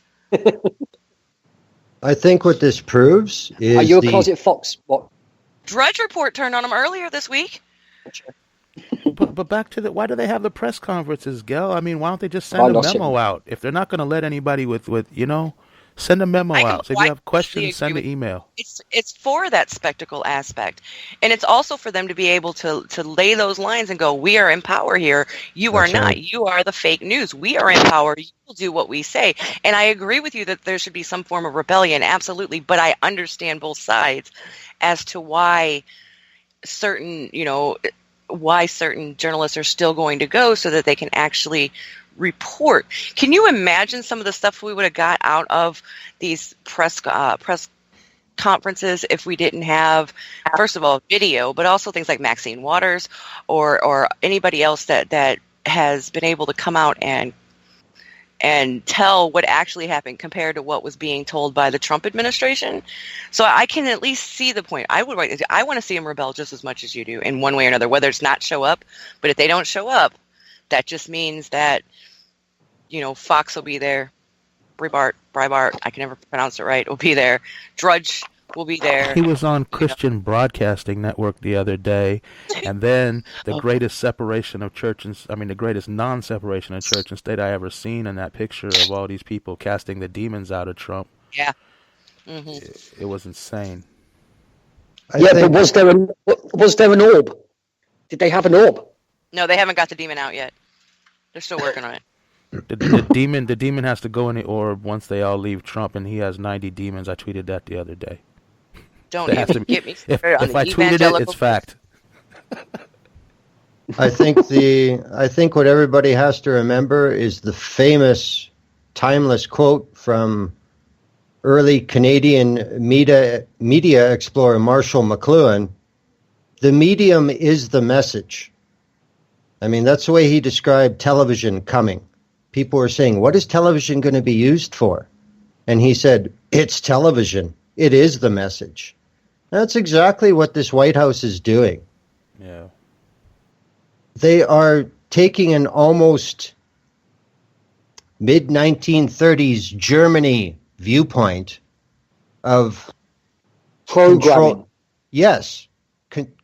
Control to access, control to privilege, with punishments and rewards for all methods of communication to the public at large. That's what they're after. So need to read On Tyranny, 20 Lessons from the 20th Century, which was published right at the time of the inauguration, written in November, and it shows that exactly how this is going to play out, and it has been absolutely right up until this very moment.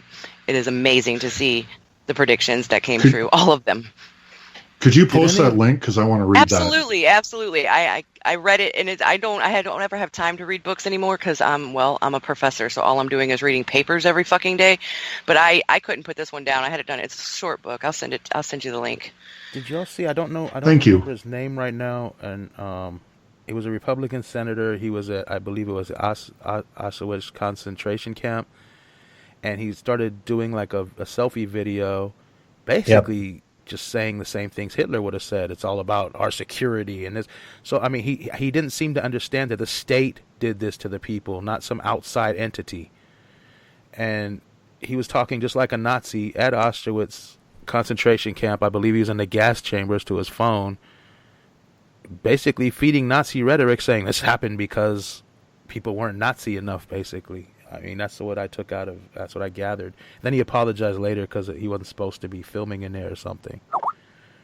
But these people are insane. They don't know anything about history. They don't understand that they are the Nazis. They are doing the same thing that these people did back then, leading up to the Holocaust, and they're just idiots. Do they not see it, or they not care, or they think they're fooling somebody? No. I don't understand what it is. First of all, they don't see it, and what they do see, they're using cognitive dissonance. First of all, is the first issue you'll come across with them. Not people see what they want to see. People see it from their own perspective, and people don't like to be wrong, and so it takes a lot with their own eyes. Fucking Orwell had this perfectly with in 1984. He explains it perfectly. Yeah. Don't see what I think. I even tweeted something close to it out the other day. Trump had tweeted something, and I'm like, don't care about what you see with your own eyes. Only listen to what he says, guys. And they do. And it's not. And even if they do see it, they still they've been trained, socialized, not necessarily trained. Same thing though. Socialized over, even if it's just been the last 10 years.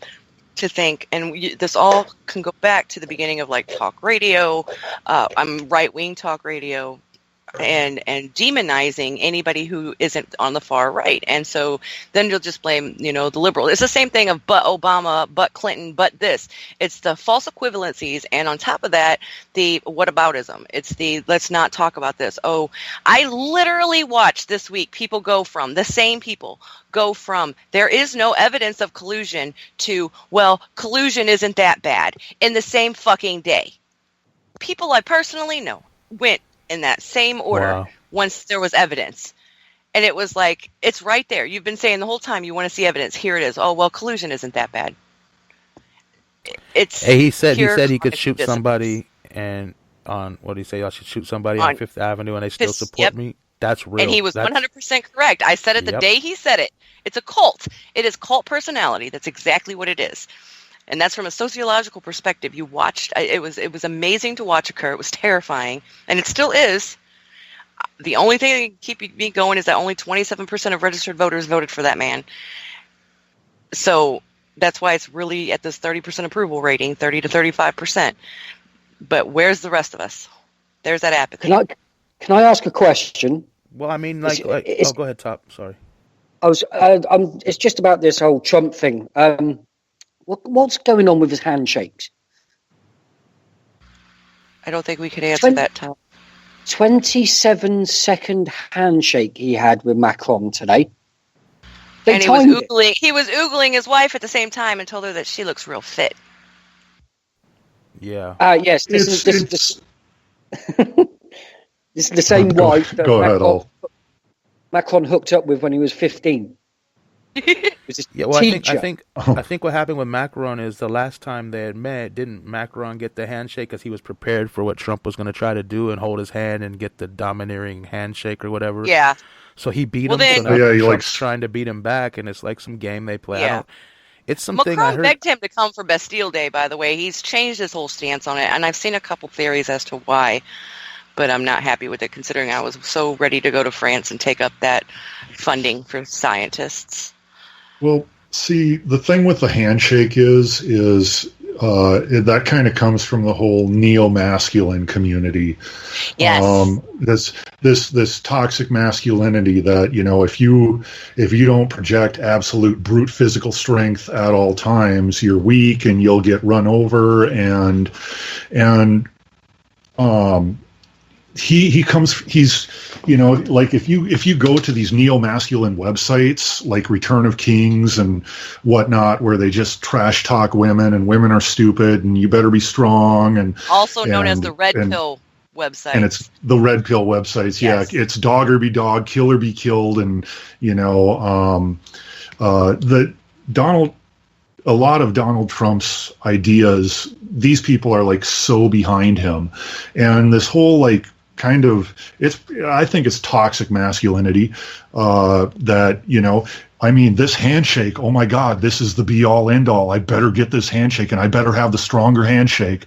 And so now you have these like just awkward, creepy, long handshakes and stuff because he's coming at them like that, and they're like, well, we're not going to play this game, so they're shaking back, and it's I don't know, man. There's just like maybe there should be a little bit more concern about the subjects they're talking about and the discussion they have to have than Instead, the they're handshake. trying to see who's the alpha dog, and those are the terms that are even used on those websites you were speaking of, the alpha, and it goes directly to the way that scientists studied wild animals, for that matter, of how they prove their dominance over their group, whether it's a wolf or a dog or a bear or something along those lines, the alpha dog.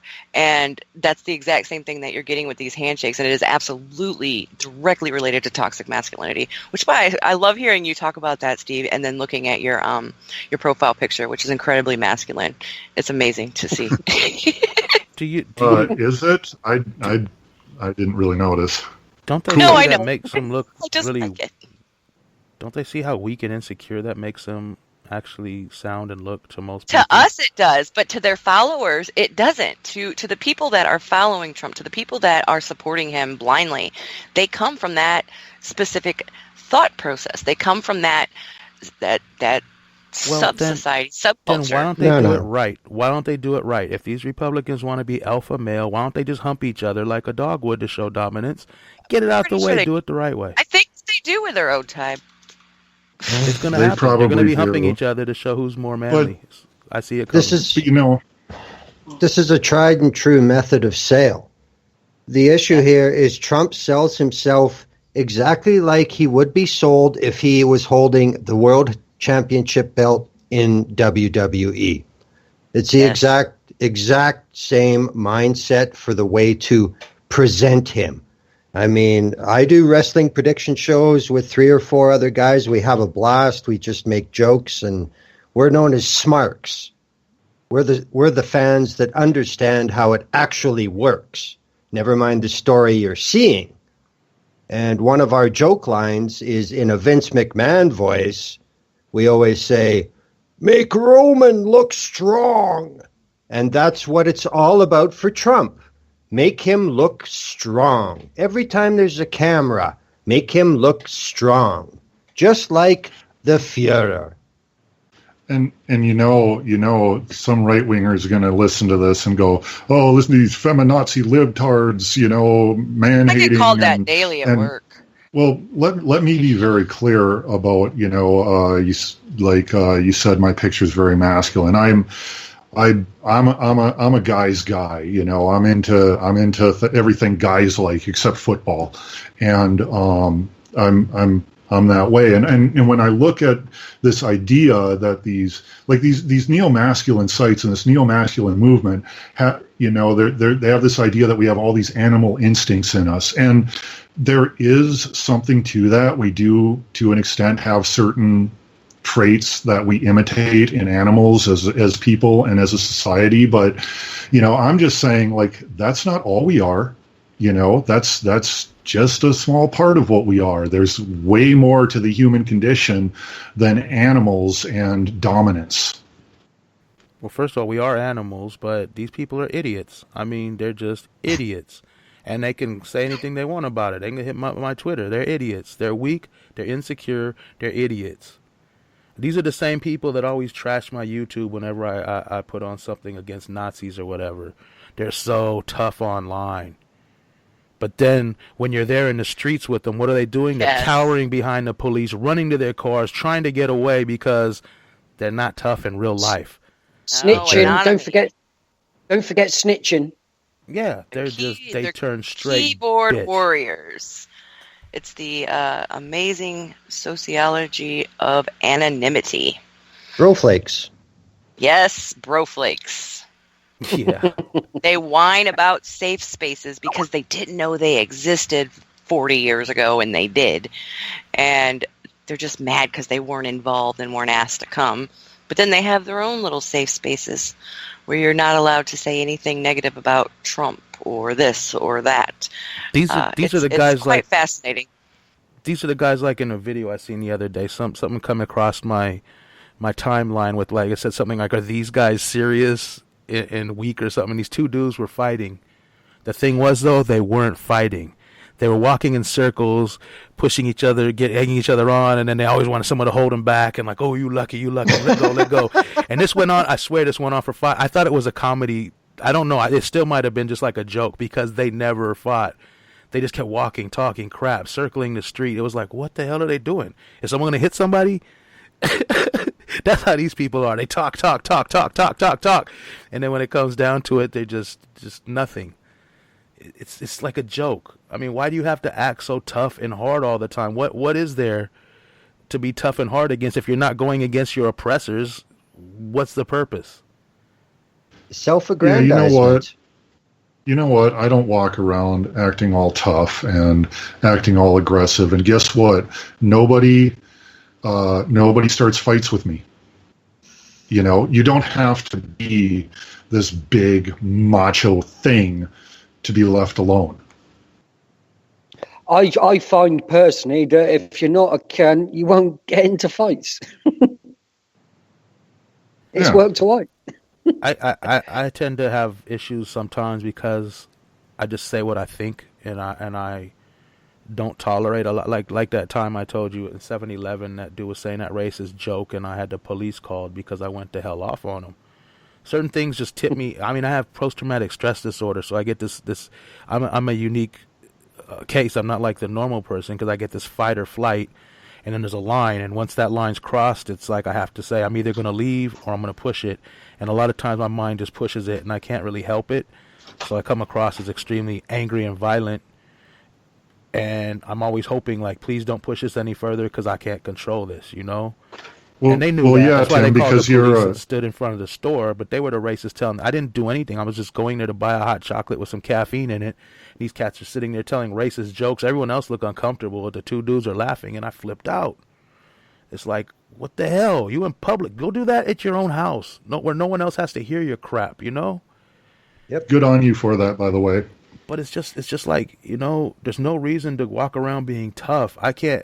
I'm not tough. I mean, I'm usually more scared and everything, but I'm scared I'm going to either hurt somebody or maybe even get hurt myself, but I'm not so scared about that. By the time the PTSD kicks in, I don't really care anymore. It's like, just like, bring it on. But I have a fear of police because they don't care and they could kill me. But then even with them, I see this line and I keep pushing it and pushing it and pushing it and pushing it because I don't want to back down from them, and I can't back down once they start pushing, and they know that. So it's like they could set me up easy, and they know how to do that, shining lights in my eyes, and they have me on files. They know what to do, and I got to really try to be careful when it's the police. But yeah, PTSD makes it really hard, but I don't want to be like that. You know what I mean? I'd rather be able to say, oh, they're telling a racist joke, screw you guys, and say something really smart that makes them think. But it's just like, it just triggers me and I go all out, like I'm ready just to go off. So it's harder for me, but it's not tough. It's insanity, I guess. The way I see it, the way I see it is like everybody can think back to middle school, and there's always the one guy. Well, I don't know if girls did this too, Gal, because they're a different world when you're a tweener. But it was always the kid that talked the most at recess about sex that had the least idea about what it was. And it's the same thing with these broflakes. They are so scared deep down, and they lack self-esteem to such a degree that they have to project this over-the-top false persona just so they can look in the mirror every day. As far as I'm concerned. I totally agree. And I just like to say, I think I've got a pretty masculine profile picture on my Twitter as well. And my Skype, because I'm fucking comfortable with who I am. I'm not gay, but I will dress up in a pink feather boa because I can do what the fuck I like on the internet. And good for you on that. Can I throw a number at you guys and see if you can guess what this number refers to? And that number is 152. The age of the people in the hotel with you right now. Yeah, that's underreporting. Okay, now I feel like we're at the beginning of Mock the Week. Yes. Right, 152 refers to the amount of book sales by Milo. Now, he's getting his knickers in a twist. He's out of his safe comfort zone now. Mercer's begging him. Did you see that? Mercer picked him up today. Mercer. Right. I'll send you that. Go on. So Milo, the right-wing conversationalist, has branded reported low sales of his book, of his new book, as fake news. They're reporting over 100,000 sales when he hasn't hit 20,000 sales, and only 152 of them are in the UK.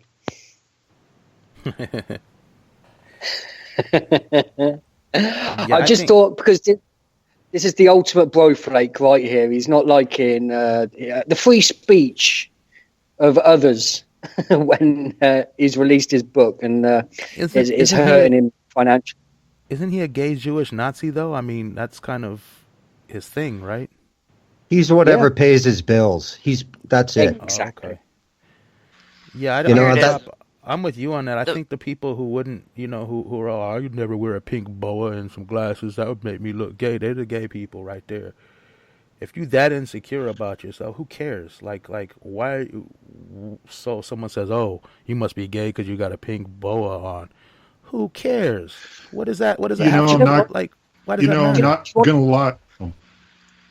I'm not gonna lie. I'll never wear a pink boa. But hey, if that's what you want to wear, I'm all for it. All right, Steve. Bye. Do you know what everybody should wear and be the person they want to be.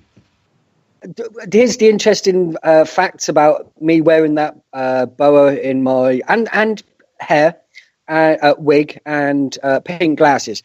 Nobody has asked if I'm gay or not. It just doesn't matter. That's why it doesn't matter.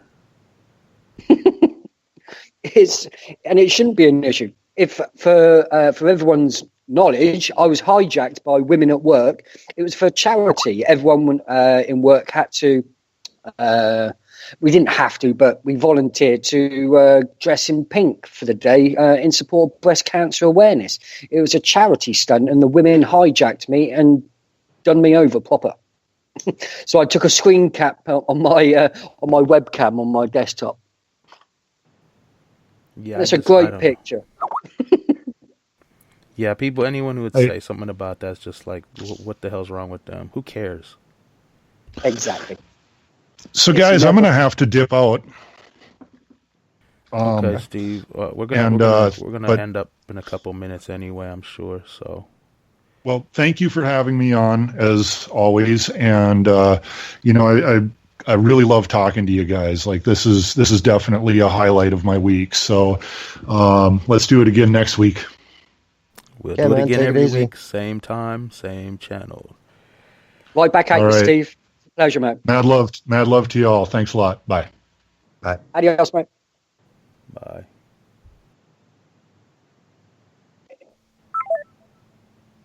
I guess we're having I just wanted silence for Steve leaving. Yeah, but it just blows my mind. I don't understand why people care either way. And like we've said, I think it was last show or the show before, generally the rule of thumb is the people who hate the gay people the most turn out themselves 9 times out of 10 to be gay. I won't go 9 times out of 10, but... Okay, 10 times out of 10, sorry. But it has a lot to do because they hate themselves and they're terrified. Not 10 times out of 10 either. But there is some evidence that, yeah. I've seen it firsthand. I know. I can go anecdotal evidence, but there's actual tons of times. Real evidence as well outside of that. 3 out of 5.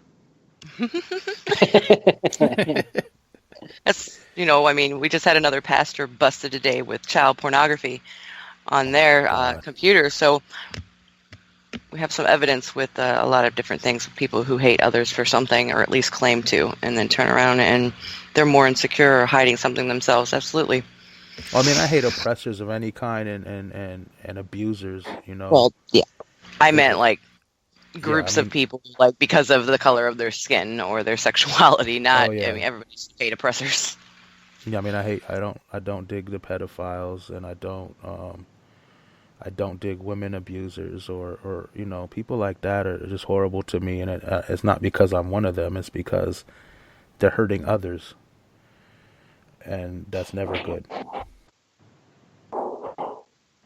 Well, why is it an issue? People have nothing better to get excited over. It's not an issue.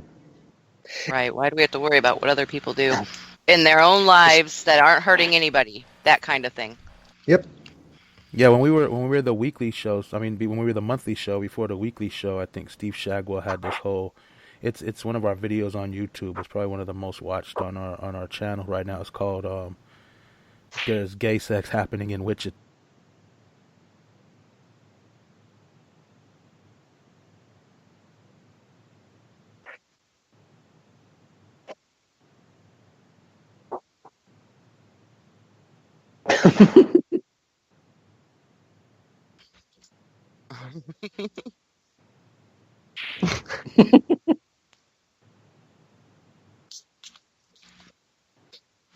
Exactly. I always had that with people who were against gay marriage or still are. And it's like, you don't have to get married. You don't have to get married to somebody of the same gender. It's okay.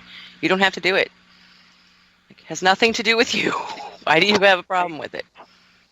Hey, you guys, I think we just dropped out for a second ago back about a couple of seconds back. Like everything went dead. So I apologize if the audience didn't hear us for a minute. I don't know what happened there. So yeah, I guess... Do you guys want to wrap this show up? Did you see that the judge nullified the jury in the case of the woman who was convicted of laughing at Jeff Sessions during the confirmation hearing? Excellent. That's good. I didn't see it yet. That happened earlier, and the other thing that happened today was that the woman officer in Tulsa who killed Terrence Crutcher resigned. Although she should be in jail, but I just wanted to let you know she did resign today. Yeah, that means nothing to me because that's her choice it means nothing to resign. to me either. I completely agree with you, but it was just news earlier, that's all. I'd just like to mention on the the case of the Jeff Sessions laughing issue, there is a retrial. Of course. So the more than likely verdict, still get convicted again, and it will probably be nullified again. The problem with it is that the laws are too broad in this case. When it comes to somebody who is in Congress, the laws are much broader than if it is somebody who is not in Congress, and it's hard to not convict when you're only given those specific directions that you have to follow with the law. That's the problem with this case. They weren't even told. They were told not to pay attention to the reason she was arrested, which was for laughing, but to pay attention to what she did after she was arrested, which wasn't part of the trial. So even if they retry it, which even though they're announcing they are now, I'm going to go 95% chance that they won't because of the amount of money and outrage it's going to cause. It's so ridiculous. It's like, I don't even understand that. Yeah, the rest of the world are laughing at someone being arrested for laughing. Of course, because we're free. Well, I believe now in the United States, if there was to be a shoe throwing, such as W experienced in Baghdad, I believe that's the death penalty in the U.S. Wow. You're probably right, unfortunately. The land of the free and the home of the brave. I think the biggest story today that doesn't seem to be getting reported on very much is that the Trump administration has pulled the plug on all our teen pregnancy programs in the United States, which is huge because last year was the lowest teen pregnancy in history of the United States. The highest was 1957. And the reason we've been able to get our rate down is because of education programs and these programs that were funded through the government. But now they've all been cut, so that rate's going to increase. I would almost bet double within 10 years if they don't fix it. Because they believe in abstinence only. But that's the federal government. Of course, there are states that still practice abstinence only, but they still have very high teenage pregnancy rates compared to the rest of the states. One state just passed a law where to get an abortion, a woman has to get the husband's consent or the father of the baby's consent. What kind of crap is that? It'll get knocked down by the Supreme Court, but it does enough damage in the time period that it takes to get there that it does exactly what they want. This is why they consistently pass these laws that over and over and over again are knocked down by the Supreme Court, because it gives them that time period to where they're able to enforce their dominance over the women's bodies. And so that's why they continuously do it. And women can't wear sleeveless shirts in Congress anymore. Sorry, Glenn, go ahead. Well, that is the story of 10 years of the Harper government in Canada, a man who was 2 and 42 before our Supreme Court. Even their own legal teams told them that this legislation is unconstitutional. They would pass it anyway. That's just how they roll. But when you talk about the defunding of teen pregnancy education, don't forget that Trump had a nice 30 minutes with Pat Robertson this week. So you wonder what, there's no connection at all here. Pat Robertson is a horrible, misogynistic, hateful, bigoted person in every way, shape, and form possible. And he's quite insane, probably way more insane than Trump, unfortunately. He's just not president. I know he ran for president, but hell no.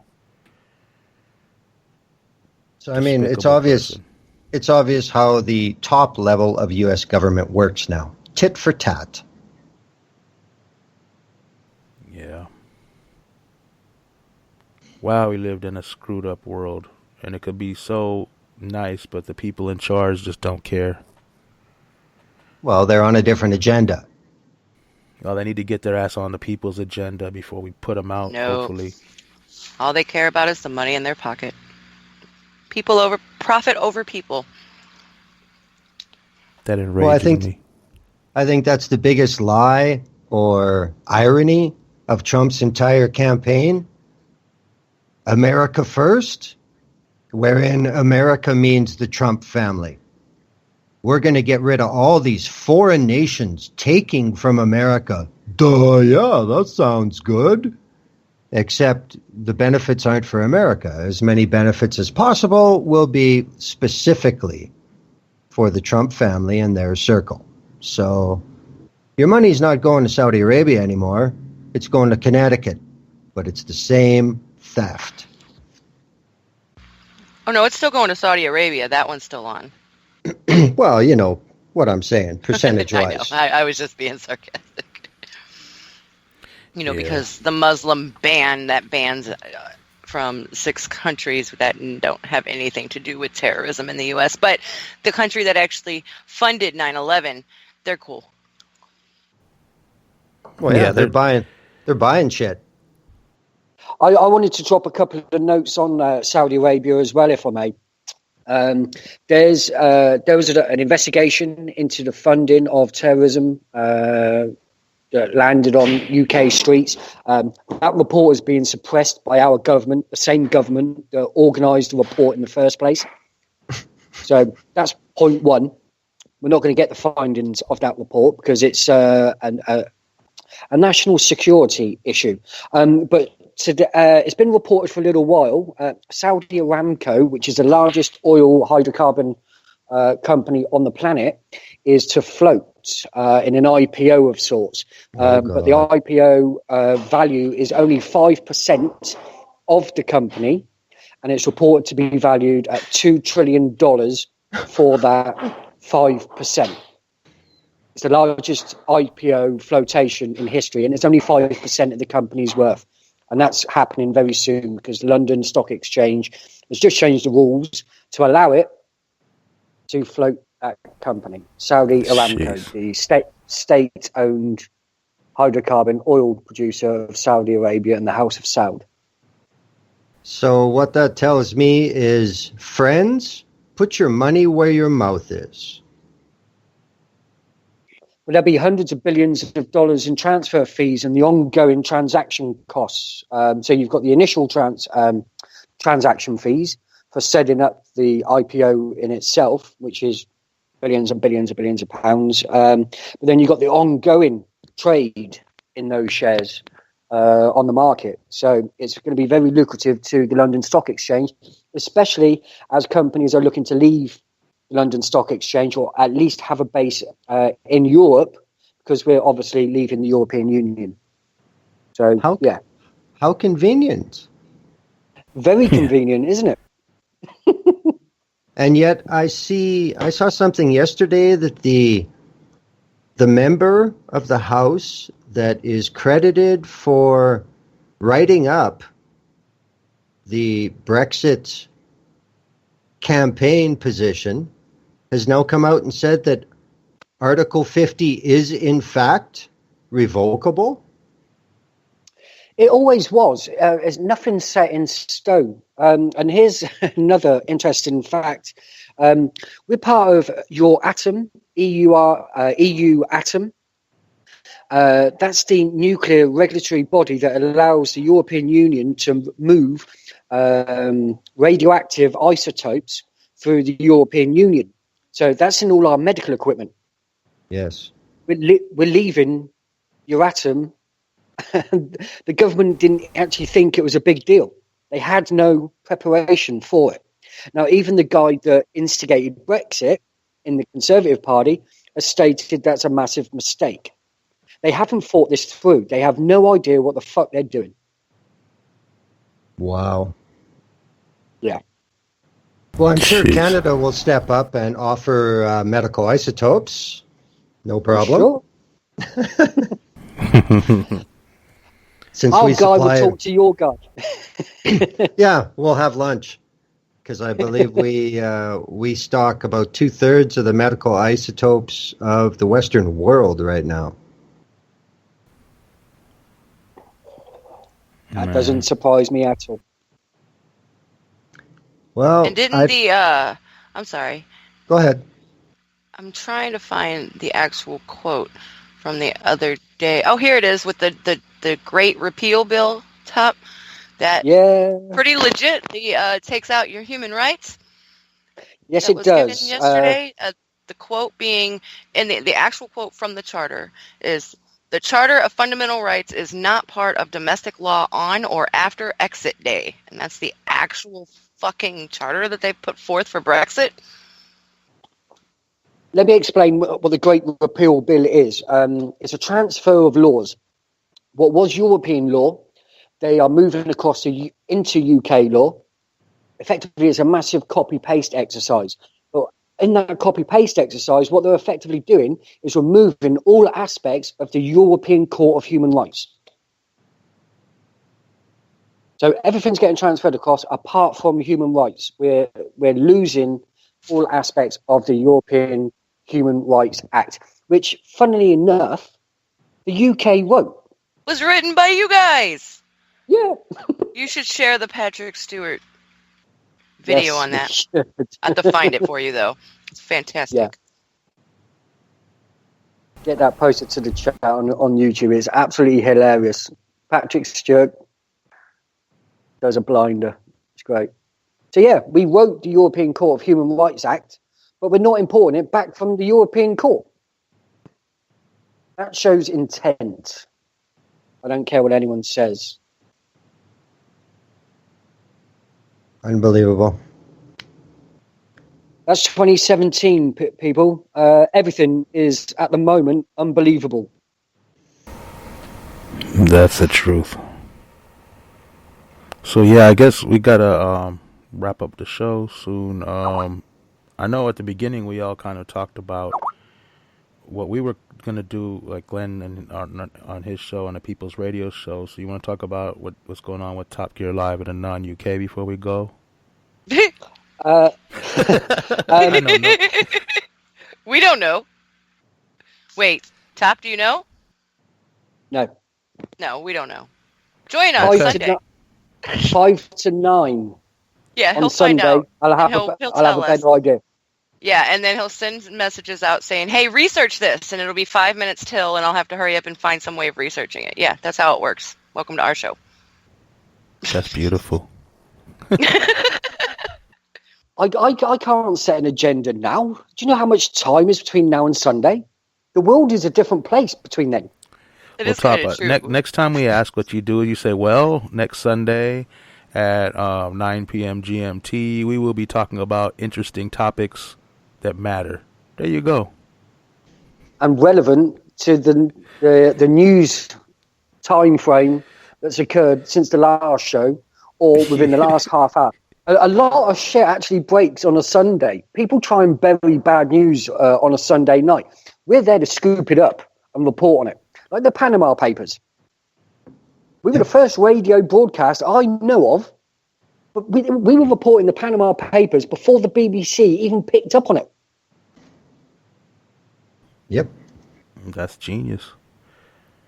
And the Good timing, dealings too. of David Cameron's dad in the Panama Papers, we were reporting on this on the Sunday night when it broke. Because we looked into it. I think it was Wednesday or Thursday.